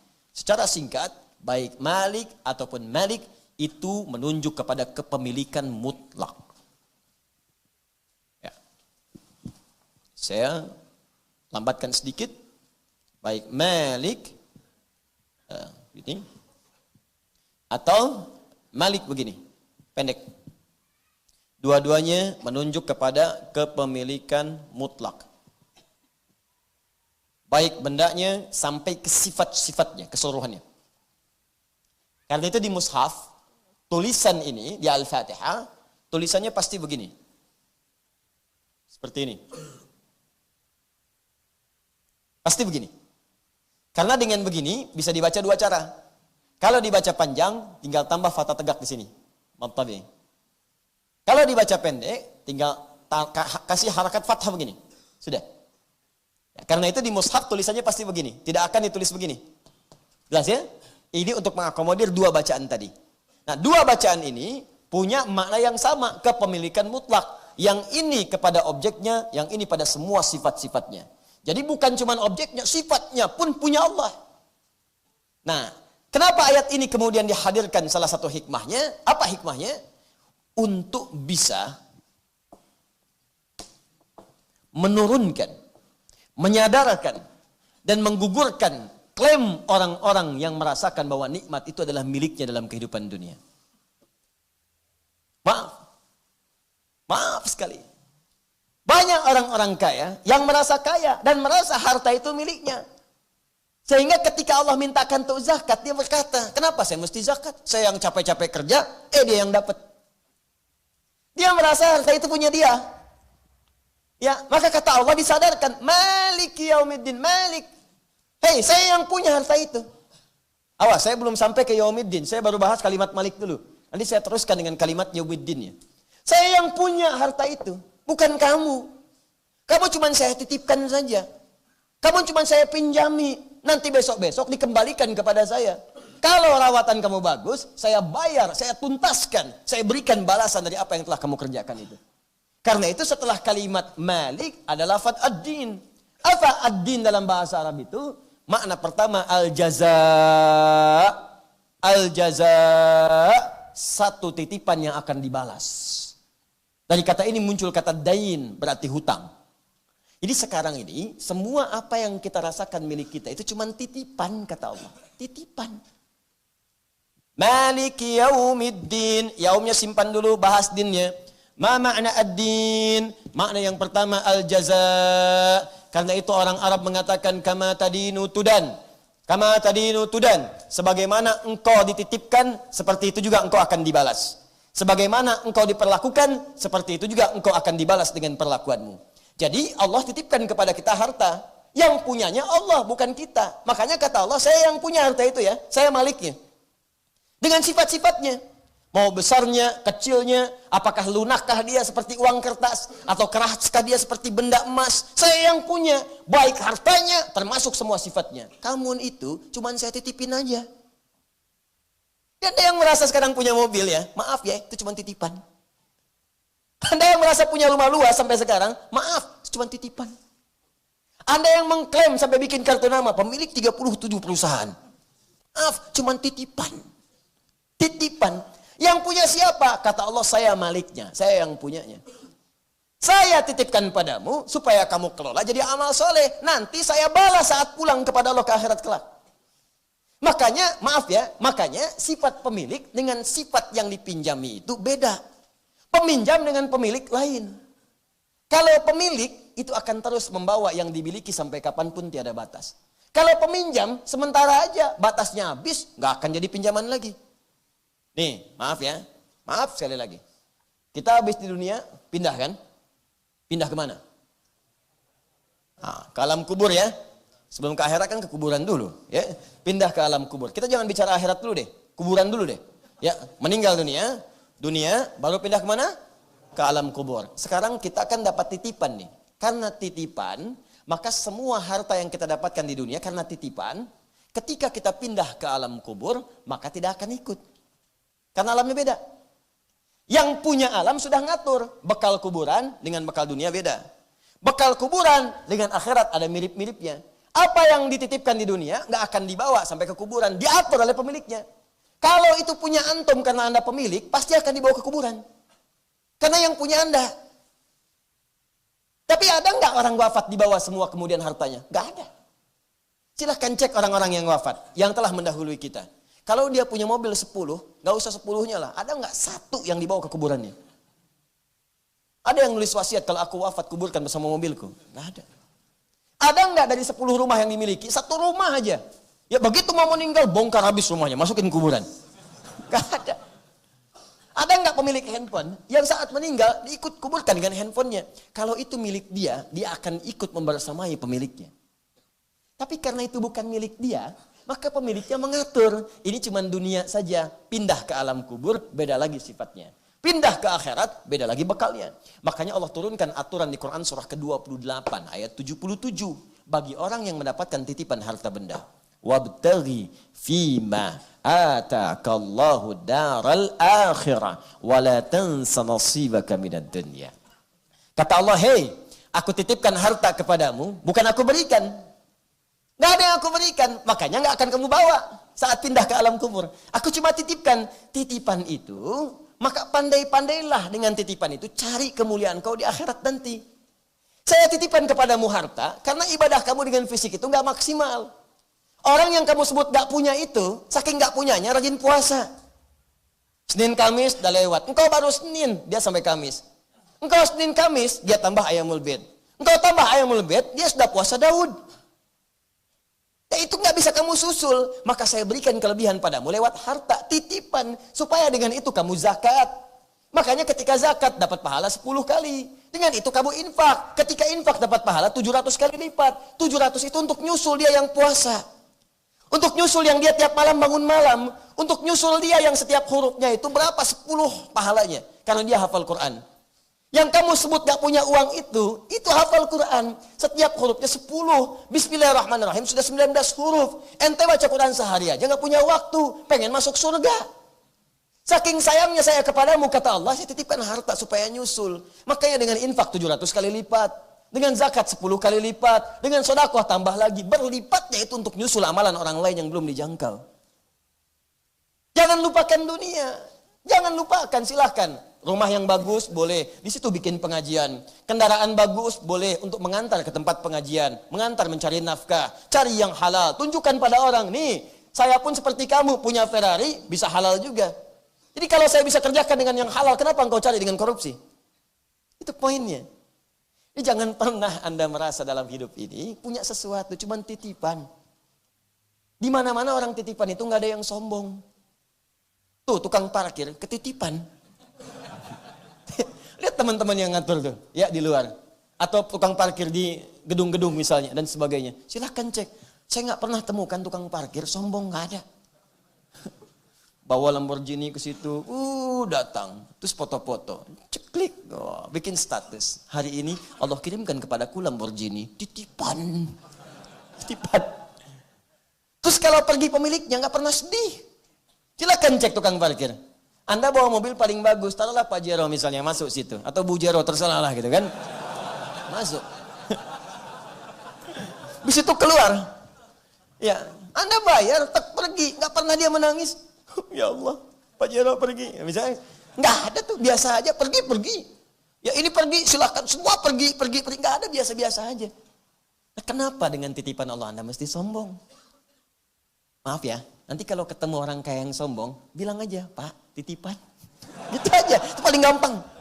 Ya kalau ada orang bikin status tuh, pamer ini, pamer berlian, pamer macam-macam, komennya nggak usah banyak-banyak, titipan, gitu aja. Paham ya? Gitu aja paling gampang, titipan, gitu aja. Ya itu paling gampang untuk mengingatkan. Nah, apa yang terjadi setelah itu? Kata Allah, kalau kalian belum sadar juga, tunggulah satu saat. Satu hari nanti, saya akan mintai pertanggungjawaban dari semua apa yang telah saya titipkan kepadamu. Pertanggungjawaban, balasan dari semua titipan tadi, itu disebut dengan ad-din. Karena itu agama kita disebut dengan ad-din. Inna ad-dina indallahil Islam. Kenapa Islam disebut dengan ad-din? Karena kita menuntut balasan dari semua pekerjaan yang telah kita kerjakan dalam bentuk ibadah itu. Salat, mana pahalanya ya Allah? Baca Quran, mana pahalanya ya Allah? Engkau titipkan jasad kepadaku untuk ibadah, saat aku pulang aku meminta balasan dari semua itu. Karena itu kemudian ad-din disebut dengan al-Islam atau al-Islam disebut dengan ad-din supaya dijanjikan oleh Allah kepada kita bahwa semua pekerjaan kita dalam Islam gak ada yang sia-sia. Satu saat pasti akan dibalas. Tapi jangan lupa, semua titipan dari harta benda, kedudukankah itu, pengetahuankah itu, satu saat semua itu akan dimintai pertanggungjawaban oleh Allah Subhanahu wa taala. Karena itu, kalaupun Allah menambahkan nikmat kepada kita dari harta, pengetahuan, kedudukan, jangan pernah sombong dengan itu semua, karena satu saat semua itu akan ditanya oleh Allah Subhanahu wa taala. Maliki yaumiddin. Jelas sampai sini? Baik. Yaum. Apa artinya yaum? Ya, yaum itu sering diterjemahkan dengan hari, betul. Dalam bahasa ilmu nahwu disebut dzaraf, dzarfuz zaman. Dzaraf itu sesuatu yang bersandar, nempel, dekat. Ya. Ini ditunjukkan dengan waktu. Yaum. Kemudian ad-din. Kata yaum disandarkan dengan kata ad-din. Ad-din saya terangkan tadi, sesuatu yang memiliki sifat balasan. Jika baik dibalas baik, jika jelek kemudian mendapatkan konsekuensinya. Mengelola harta baik dibalas, mengelola kedudukan baik dibalas. Kalau jelek dapat konsekuensi dari itu semua. Sebelum ada kata ini, kemudian dilekatkan kata yaum, dzarfuz zaman. Dzaraf menunjuk kepada waktu. Az-zaman. Dzaraf pada mulanya sesuatu yang menempel, lekat. Ya, nempel, lekat, menaungi pada yang lain. Ya, karena itu dalam bahasa Arab, amplop dalam bahasa Arab disebut dzaraf namanya. Ya, kenapa? Karena setiap yang dimasukkan dalam amplop itu nempel dengan amplopnya. Dinaungi di dalamnya. Di sini Allah Subhanahu wa taala menjadikan yaum bentuk waktu nempel dengan kata ini. Ya, untuk menunjukkan sesuatu yang sangat dekat, lekat dan sifatnya pasti.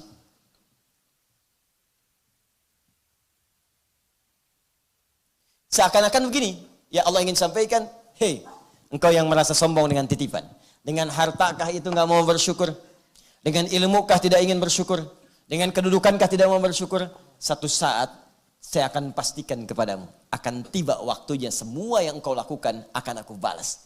Dan aku pastikan kepadamu, waktunya akan begitu dekat denganmu. Waktunya akan begitu dekat denganmu. Begitu kematian datang, aku dekatkan semua apa yang telah kamu lakukan kepadamu. Makanya banyak amalan-amalan kita itu, maaf ya, di penghujung hidup kita saat sakaratul maut ditampakkan oleh Allah Subhanahu wa taala untuk menunjukkan kedekatan balasan itu dengan apa yang telah kita kerjakan. Jadi kalau terbiasa berbuat jelek, nanti semua ditampakkan. Makanya banyak orang-orang berbuat maksiat itu di hujung hidupnya itu sebelum wafat seringkali melakukan sesuatu yang kadang tidak sadar bagi kita untuk memahaminya. Ada yang teriak-teriak, ada yang ketakutan, ada yang macam-macam dan sebagainya karena ditampakkan perbuatan-perbuatan kebiasaannya. Maka kalau ingin tenang, biasakan yang baik-baik. Salat, baca Quran. Makanya panggilan wafatnya pun tenang. Ya ayyatuhan nafsul mutmainnah. Hei jiwa yang sedang tenang. Kenapa tenang dia? Karena ditampakkan semua kemuliaan amalnya. Saat ditampakkan itu ditampakkan surganya. Saat terbayang surga dengan keindahannya, tak sadar nyawanya sudah keluar dari tubuhnya. Ada yang dicabut sampai nggak kerasa, cabut aja. Tenang pulangnya. Makanya panggilannya, hei jiwa yang sedang tenang. Saking tenangnya, wafatnya nggak kerasa, udah meninggal aja. Ya, tiba-tiba nunduk aja. Ya, kan beda antara nunduk ngantuk dengan wafat ya. Lain. Ya, dulu ada seorang yang penjaga masjid, soleh orangnya. Luar biasa, Masya Allah. Di satu tempat lah ya, saking solehnya itu Allah kirimkan seorang hamba dari Timur Tengah. Saya nggak perlu sebut dari negara mana. Ini nyata, bisa nyata. Saya pernah sholat di masjid dia. Datang orangnya ke daerah beliau itu dan mengatakan, saya ingin bangun masjid di sini dan Anda yang harus merawatnya. Saya sampai bengong itu, berapa detik tuh, Masya Allah ini luar biasa amalan orang ini. Bagaimana bisa orang dari Timur Tengah datang ke situ itu. Dan langsung mengatakan, saya pengen bangun di sini, di tanah Anda, dan Anda yang merawatnya. Kan dia bisa pergi ke tempat lain. Jadi itu dirawat oleh bapak itu. Dan sepuh jadi kakek. Dirawat, Masya Allah. Panggilannya engkong loh. Itu azan, beliau azan. Buka, beliau yang buka. Tutup, beliau yang tutup. Bersihkan, beliau yang bersihkan. Dan hampir nggak mau dibantu. Orang mau bantu silakan, tapi beliau yang maksimalkan. Ya maksimal. Sampai indahnya itu Ramadan terakhir. Ya Ramadan terakhir. Hari Jumat kalau saya nggak keliru, ba'da asar. Hari Jumat, ba'da asar, Ramadan yang terakhir. Ya, dalam hidupnya. Apa yang terjadi? Ba'da asar itu sambil nunggu zikir, menjelang buka, sambil tiduran. Merem-melek itu ya. Ya ayat Tuhan nafsul mutmainnah. Allahu Akbar. Saat sedang merem-melek tiduran, datang panggilan sampai pulang. Wafatnya di tempat yang paling mulia, masjid, di waktu yang sangat mulia, dalam amalan zikir yang sangat mulia. Kembali kepada Allah Subhanahu wa taala. Indah. Ya, itu hati-hati bagian belakang tuh, merem-melek, meninggal.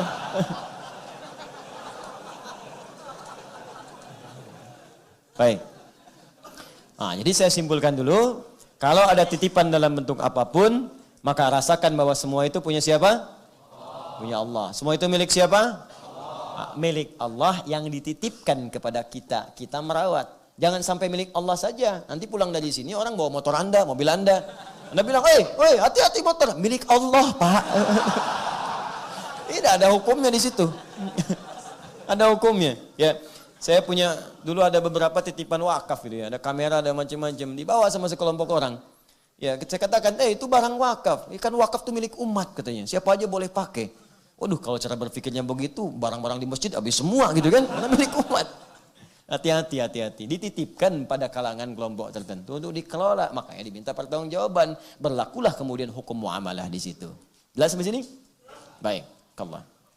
Mohon dibantu. Baik, insya Allah. Mobil plat B1345 TYA. Mobil plat B, teman-teman. Ya, B1345 TYA. Avanza ya atau Xenia. Siapa sebenarnya Avanza apa Xenia ini? Ya, milik siapa ini? Milik Allah. Aduh, dititipin pada orang nih, warna hitam.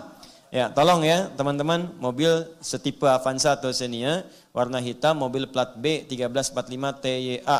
Ya, mohon dikondisikan karena yang di belakang Anda mau keluar, ya kendaraan. Ya barangkali ada keperluan tertentu, mohon dikondisikan. Sekarang pertanyaannya, bagian terakhir. Jika semua milik Allah dan dititipkan kepada kita, ditugaskan kita untuk merawatnya, dan yang paling dahsyat, dijanjikan kalau benar kita menggunakannya, maka semua itu akan dikembalikan kepada kita berupa kepemilikan.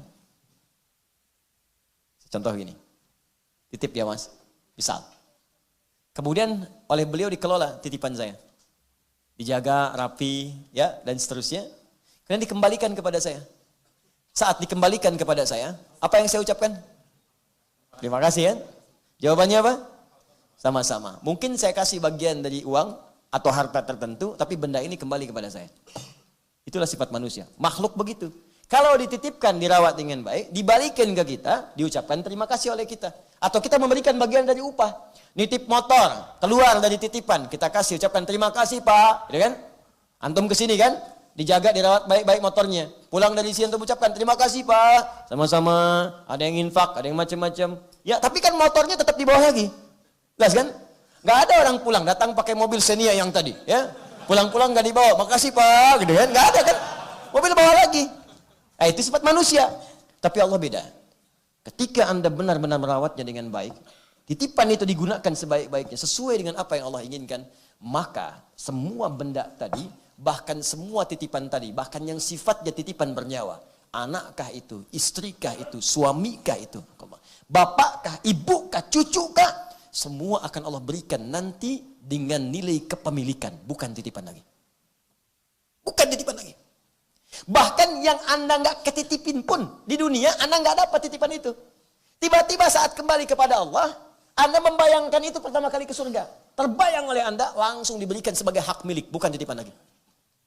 Anda datang ke sini teman-teman sekalian, begitu lewat ada bakpao. Ya, bakpao sebelah kiri, ke pojok sebelah sana, kan kosong. Mau lewat, uang nggak bawa. Waduh, ya Allah, rasa kacang baunya udah kecium. Yang coklat kelihatan, yang ayam sudah menggoda-goda. Ya kan? Mau minta ke orang nggak enak gitu kan? Baik, mau lewat duit nggak ke bawah. Ya Allah, doa tuh. Begitu saat maghrib, bakpao. Ya Allah, bakpao. Allahu Akbar. Jadi bawah teringat dia, nggak dapat titipan itu, nggak kemakan sama dia. Ikut salat, ikut ta'lim. Begitu pulang, meninggal. Wafat misalnya, wafat dalam keadaan baru pulang dari ta'lim. Lewat situ, udah lewat gerobaknya, bapak habis, meninggal lagi. Kan? Wafat dia, masuk surga. Saat masuk surga pertama kali, ingat dia bakpao itu. Ingat, padahal dia nggak dapat titipan bakpao itu, tapi dia ingat dengan itu. Apa yang terjadi? Kalimat Qur'annya jelas. Quran surah kedua ayat 25. Wa utubihi mutasyabiha. Diberikan yang sama persis seperti yang terbayang dalam benaknya. Allahu Akbar. Langsung. Wa basyiril ladzina amanu wa amilus salihati anna lahum jannatin tajri min tahtihal anhar. Kullama ruziqu minha min thamarati rizqa qalu hadzal ladzi ruziqna min qabl. Ada orang yang dititipi ingat lagi, ya Allah saya ingat dengan ini sepeda saya mengantarkan saya ke masjid. Ya ingat lagi, wa utubihi mutasyabiha, diberikan persis sama dengan apa yang pernah ia dapati dulu. Persis, sama persis. Ada yang nggak pernah dapat, pengen utubihi mutasyabiha. Ya Allah, tiba-tiba ada, sling.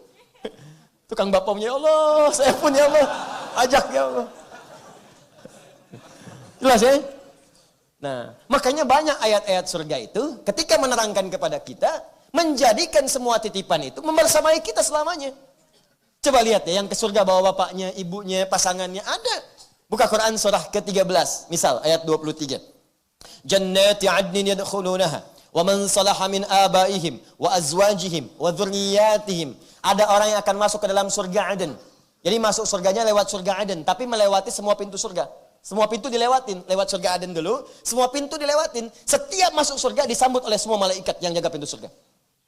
Ya, salamun alaikum bima sabartum. Mereka mengatakan, selamat Anda sabar saat berada di dunia mengamalkan amalan. Siapa yang masuk itu? Ternyata anak-anak yang bisa menggandeng bapak ibunya. Ya, wa abaihim, wa man salaha min abaihim. Orang-orang saleh di kalangan bapaknya. Bapaknya digandeng. Masuk surga bawa bapak ibunya. Masya Allah, bagaimana perasaan ibu yang telah mengandungnya saat di dunia. Dan dibalas itu dengan surga. Kalau dunia banyak lah. Kalau dibalas dengan mobil udah banyak. Balas dengan rumah yang belum beriman pun bisa. Balas dengan surga. Itu kebanggaan tingkat tinggi yang kita bisa persembahkan di akhirat nanti. Makanya cari amalan yang bisa menggandeng bapak ibu kita. Cari. Wa azwajihim, pasangannya. Jadi kalau suami, gandeng istri. Kalau istri, gandeng suami. Wa dzurriyyatihim, dan semua keturunan. Dzurriyah, bukan aulad. Kalau aulad, anak-anak saja. Kalau dzurriyah, anak, cucu, cicit sampai habisnya. Gandeng semua. Makanya satu-satunya makhluk manusia di muka bumi yang bisa menggandeng seluruh manusia umatnya ke belakang Nabi Muhammad SAW. Ya, hamba Allah yang beriman, beramal saleh, umatnya Nabi Muhammad dipimpin oleh Nabi masuk dalam surga. Ya. Tapi ketika itu ada yang menarik. Bukankah suami saat di dunia itu titipan bagi istrinya? Bukankah istri titipan bagi suaminya? Bukankah anak titipan bagi kedua orang tuanya? Nah, titipan itu saat dititipkan, rawat itu dengan baik, Pak. Si kita itu titipan. Dititipkan kepada kita karena Allah itu melihat Anda yang mampu membuat dia soleha. Mudah bagi Allah menitipkan pada pria lain. Tapi ketika yang dipilih Anda yang dipercaya, di tangan Anda dia bisa disoleha. Ibu yang di bawah, Bu, ya. Ini suami-suami yang di atas ini bersama saya, dititipkan kepada ibu di bawah. Karena menurut Allah, ibu yang mampu menjadikan dia soleh. Ibu yang mampu menyertai dia menjadi saleh. Mudah bagi Allah menitipkan dia pada perempuan lain. Tapi kenapa dititipkan kepada ibu? Karena di tangan ibu dia insya Allah menjadi salih. Dan di tangan Anda dia menjadi salihah. Karena itu berpartner dalam kehidupan supaya dua-duanya punya pilihan baik insya Allah Subhanahu wa taala. Itu poinnya. Ini yang satu belum salihah udah minta yang kedua. Ya. Dua belum salihah udah minta yang ketiga, titipan, ditanya satu saat nanti. Bagaimana jawabannya? Memang bahasanya bagus. Wah, kenapa sih udah begini? Mama sholat senang berjamaah atau sendirian? Besar mana pahalanya? Ya berjamaah apa? Baik, berjamaah itu ada imam, ada makmum. Baik, kalau berjamaah imamnya berapa? 1. Baik, berapa imamnya? 1. Berapa? 1. Baik, makmum berapa? 1 lah Pak, kan sah gitu kan? Ya sudah, makmum 1, imam 1. Baik, kira-kira kalau makmumnya 2, ya lebih afdol mana dengan imamnya 1? Ya 2. Terus kalau makmumnya 3, ya 3. Ya kalau 4, ya 4. Ya sudah. Pak, yang penting bukan banyaknya makmum. Yang penting berjamaahnya sah di hadapan Allah Subhanahu wa taala. Di bawah ibu-ibu langsung.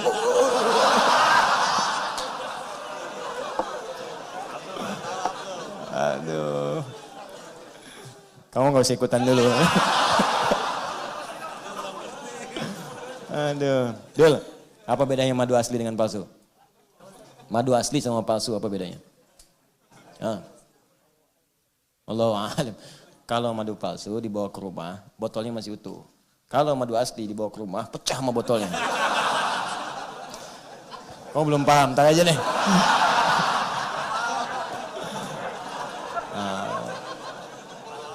Dah, anak titipan.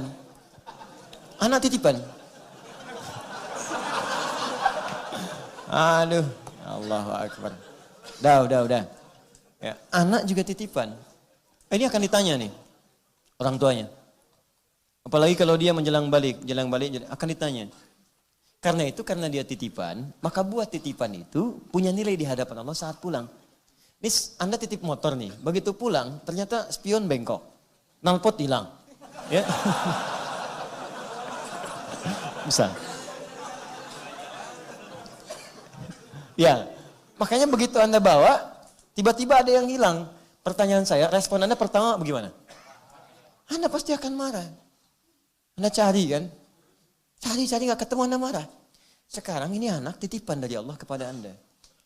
Yang Anda saja berharapnya sampai memelas-melas. Anugerahkan pada saya Allah, nunggunya kadang-kadang lama. Ada yang 6 tahun, 8 tahun, begitu udah jadi disia-siakan. Udah lahir, udah dititipkan, kenapa disia-siakan? Maka jaga anak ini, rawat dengan baik supaya saat pulang Anda punya kebanggaan. Kan tuh motor kalau dirawat baik, rapi, pulang, bersih, bahkan clean. Begitu Anda dapat kan Anda senang, bahagia betul. Ini saat pulang menghadap Allah, hafal Quran, sholatnya rajin, jadi anak hebat, luar biasa. Pulang Anda bangga. Yang punya senang, begitu senang diberikan kepada Anda hak milik selamanya tanpa dipisahkan, sama sekali. Tapi kalau nggak dirawat dengan baik, Allahu Akbar, nestapa nanti. Maka semua hal yang didengar di akhirat nanti hanya berupa penyesalan. Apa Anda tega yang telah melahirkannya tiba-tiba mendengar teriakan anak di neraka? Makanya Allah kisahkan dulu kisah Kan'an dengan keluarganya. Ya, kisah-kisah kemudian yang sebelum-sebelumnya. Supaya apa? Supaya jadi pelajaran pada kita, jangan berlaku yang sama lagi. Jangan diikutin, itu bukan dongeng pengantar tidur. Tapi amalan untuk diresapi dan diamalkan dalam kehidupan kita. Jelas ya? Ya coba pulang sini, merenung dulu sebelum tidur, cek anak-anaknya sekolah di mana. Jangan-jangan selama ini cuma membanggakan dunia tapi sholatnya nggak bisa. Apa Anda bangga anak jadi dokter, ya S3, bahkan profesor. Tapi saat Anda wafat, nyolatin aja nggak bisa. Anda wafat, mandiin aja gak bisa. Hei Anda yang mandikan dia dari sejak kecil. Anda mandikan dia tuh, disabunin. Masya Allah. Dirata-ratain. Dihilang-hilangin kotorannya. Anda gak pernah merasakan jijik pada saat itu. Gak pernah merasa dengan baunya. Gak pernah Anda merasakan buruk saat melakukan itu semua. Pertanyaan saya, tuh anak yang Anda mandikan dari sejak kecil. Yang popoknya Anda gandikan, yang Anda timbang-timbang. Satu saat kalau Anda wafat, bisa mandikan Anda gak? Masa anak orang lain yang mandikan Anda? Masa anak orang lain yang nyolatkan Anda? Anda sendiri yang berharap dia sholat tengah malam, minta sama Allah supaya ada dia. Kok begitu Anda wafat, dia nggak bisa nyolatin dia. Dia nggak bisa nyolatin Anda. Dia nggak bisa mandikan Anda. Dia nggak bisa bahkan untuk mentalkinkan Anda. Bahkan kadang antar ke kubur pun nggak sempat. Lantas apa yang Anda dapatkan selama hidup ini? Apa yang Anda raih? Itu gelar yang Anda banggakan. Itu harta yang Anda miliki. Ya, dan itu tidak memberikan manfaat bagi hidup Anda di akhir kehidupan Anda. Apa yang Anda banggakan? Gak ada nilainya. Lantas Anda bangga umumkan kepada orang, ini anak saya, prestasinya hebat dan sebagainya. Gak ada nilai. Kalau saat Anda wafat, dia tidak melakukan apapun untuk Anda pada saat itu.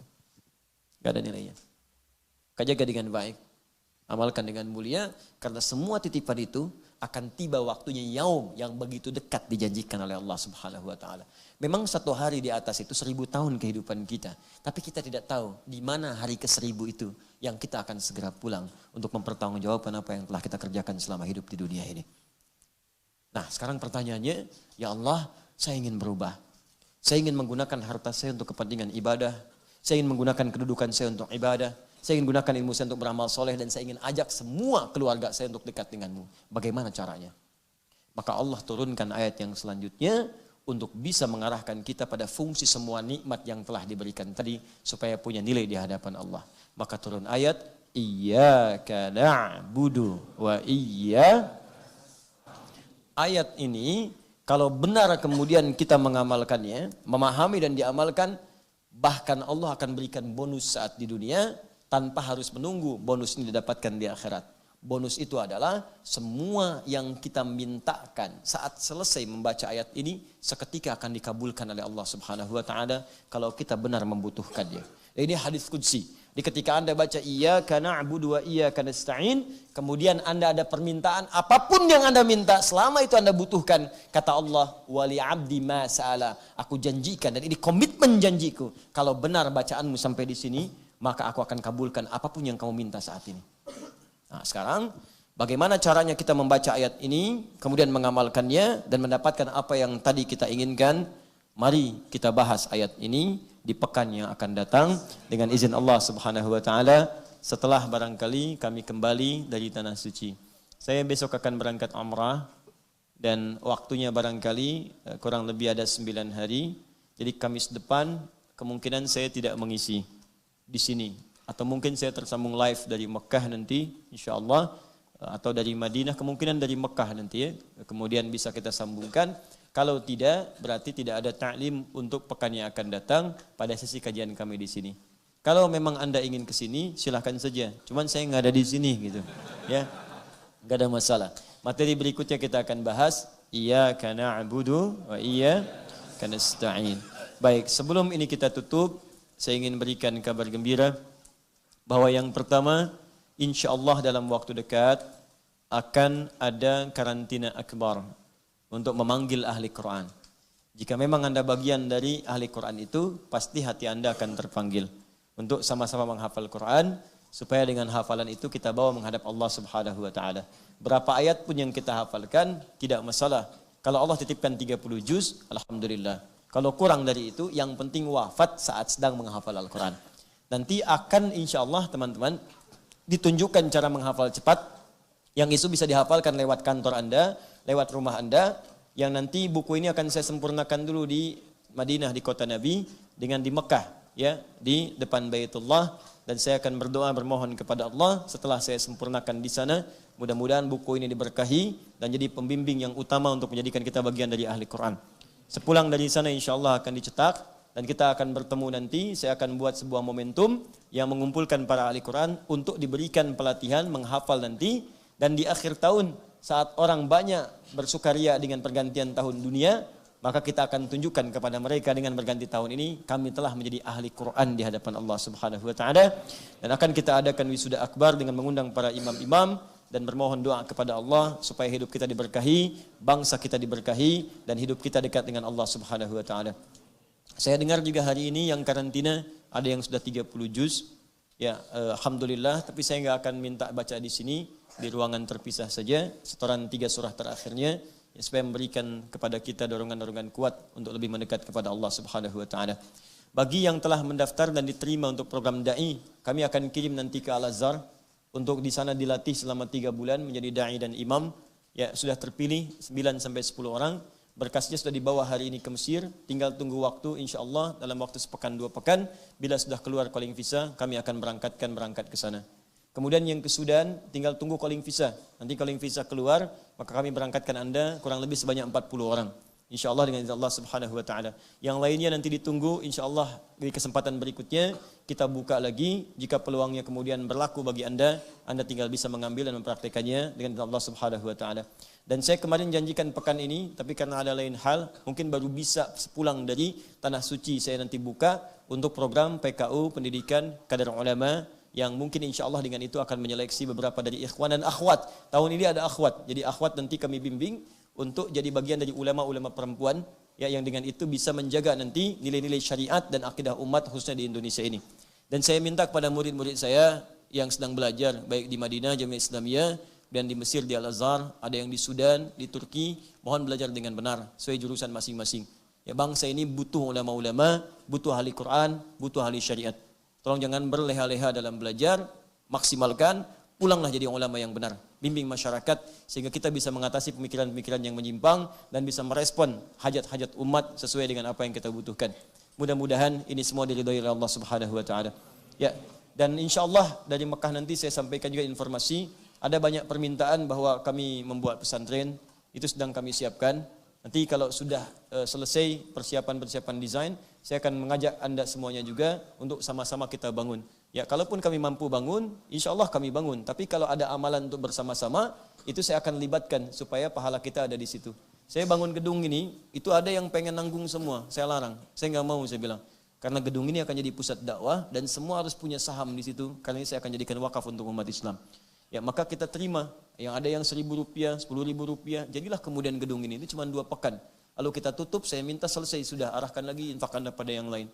Maka disitulah ada investasi kita insyaallah. Nanti kalau saya wafat, murid-murid saya akan teruskan. Itu bukan punya saya. Ya, gedung-gedung itu bukan punya saya. Tempat-tempat bukan punya. Kita hanya bangun saja. Mungkin saatnya mereka pulang saya wafat, mereka yang teruskan. Kalau saya masih ada, kita bersama-sama. Dan tolong bersatu Anda semua, bersaudaralah yang baik. Jaga persaudaraan, terutama yang sekarang berkumpul. Nah kan banyak orang, kenapa nggak saling kenalan? Ya, dunia usaha kumpul dengan usaha lagi. Dokter kumpul dengan dokter lagi. Ya, guru kumpul dengan guru lagi. Di situ Anda kemudian saling bersahabat, bikin grup sama-sama, ajak kepada ta'lim yang baik, bangunkan untuk bangun tahajud. Mungkin di situ keberkahan itu akan didapatkan. Jelas ya? Baik, semoga Allah muliakan dan berikan kenyamanan kepada kita. Dan saya minta maaf kalau malam hari ini ada kata-kata yang kurang berkenan pada sebagian atau keseluruhannya. Alhamdulillahirabbil alamin, arrahmanir rahim, maliki yaumiddin. إياك نعبد وإياك نستعين اهدنا الصراط المستقيم صراط الذين أنعمت عليهم غير المغضوب عليهم ولا الضالين اللهم ربنا لا تدع لنا في مقامنا هذا وفي كل مقام ذنبا إلا غفرته ولا هما إلا فرجته. Ya Allah, kami mohon jika di tempat ini di sekitarannya ada para pendosa hadir di sini, maka jangan biarkan yang meninggalkan masjid ini kecuali Engkau telah ampuni segala dosa-dosanya. Ya Allah, jika ada orang yang datang dengan kegelisahan di hatinya, maka jangan biarkan yang meninggalkan tempat ini kecuali Engkau telah tenangkan keadaan jiwanya. Allahumma wala asiran illa yassartah. Jika ada yang tengah Engkau uji di balik kami semua ya Allah dengan kesulitan-kesulitan baik di rumah tangganya, pekerjaannya, maka mohon dengan keikhlasan amalnya angkat ya Allah, angkat dan mudahkan segala kesulitannya. Allahumma wala maridan illa syafaitah ya Allah. Jika ada di antara kami saat ini yang tengah diuji dengan penyakit seberat apapun, maka mohon angkat dan sembuhkan segala penyakitnya. Allahumma wala dainan illa qadaitah ya Allah. Jika ada di antara kami saat ini yang tengah diuji oleh utang piutang yang membebani hidupnya, maka mohon dengan segala keikhlasan amalnya ya Allah, limpahkan rezeki kepadanya agar dapat melunasi utang-utangnya dan lapang dalam hidupnya. Allahumma ya arhamar rahimin, ighfir ya Allah, ighfir kullal amwat, ighfir kullal amwat wa khasatan ya Allah li abina wa li akhina Profesor Dr. ya Allah Insinyur Baharudin Yusuf Habibi. Allahumma ighfir lahu warhamhu wa'afi wa'afu anhu wa akrim nuzulahu wa wasim madkhalah wa naqnihi minal khataaya kama yunaqqa ath-thawbul abyadu minad danas. Allahumma abdilhu daran khairan min dari wa taqabbal jami' ibadatis salihah wa nawwir qabrahu ya Allah wa alhiqna ma'ahu ma'as salihin ma'al ladzina amta 'alaihim minal nabiyyin was siddiqin was syuhada'i was salihin wa hasuna ulaika rafiqa. Rabbana atina fid dunya hasanah وفي الآخرة حسنة وقنا عذاب النار بفضلك سبحان ربك رب العزة عما يصفون وسلام على المرسلين وآخر دعوانا الحمد لله رب العالمين. Sebelum kita tutup dengan doa kifaratul majlis dan salam, Saya mohon pengertian bahwa malam ini saya mohon izin untuk segera kembali. Jadi mohon maaf kalau belum bisa menerima beberapa tamu-tamu yang mungkin ingin bertemu. Karena saya besok akan berangkat dan satu anak saya sedang demam. Saya ingin temani dulu. Saya sudah penuhi kewajiban saya kepada Anda. Maka mohon berikan hak saya untuk bisa mendampingi anak dan keluarga saya. Supaya bisa mereka mendapatkan bagian-bagian yang kembali kepada kewajiban saya untuk memenuhinya. Terima kasih. Subhanakallahumma wa bihamdika asyhadu an la ilaha illa anta astaghfiruka wa atubu ilaik. Wa akhiru da'wana. Assalamualaikum warahmatullahi wabarakatuh.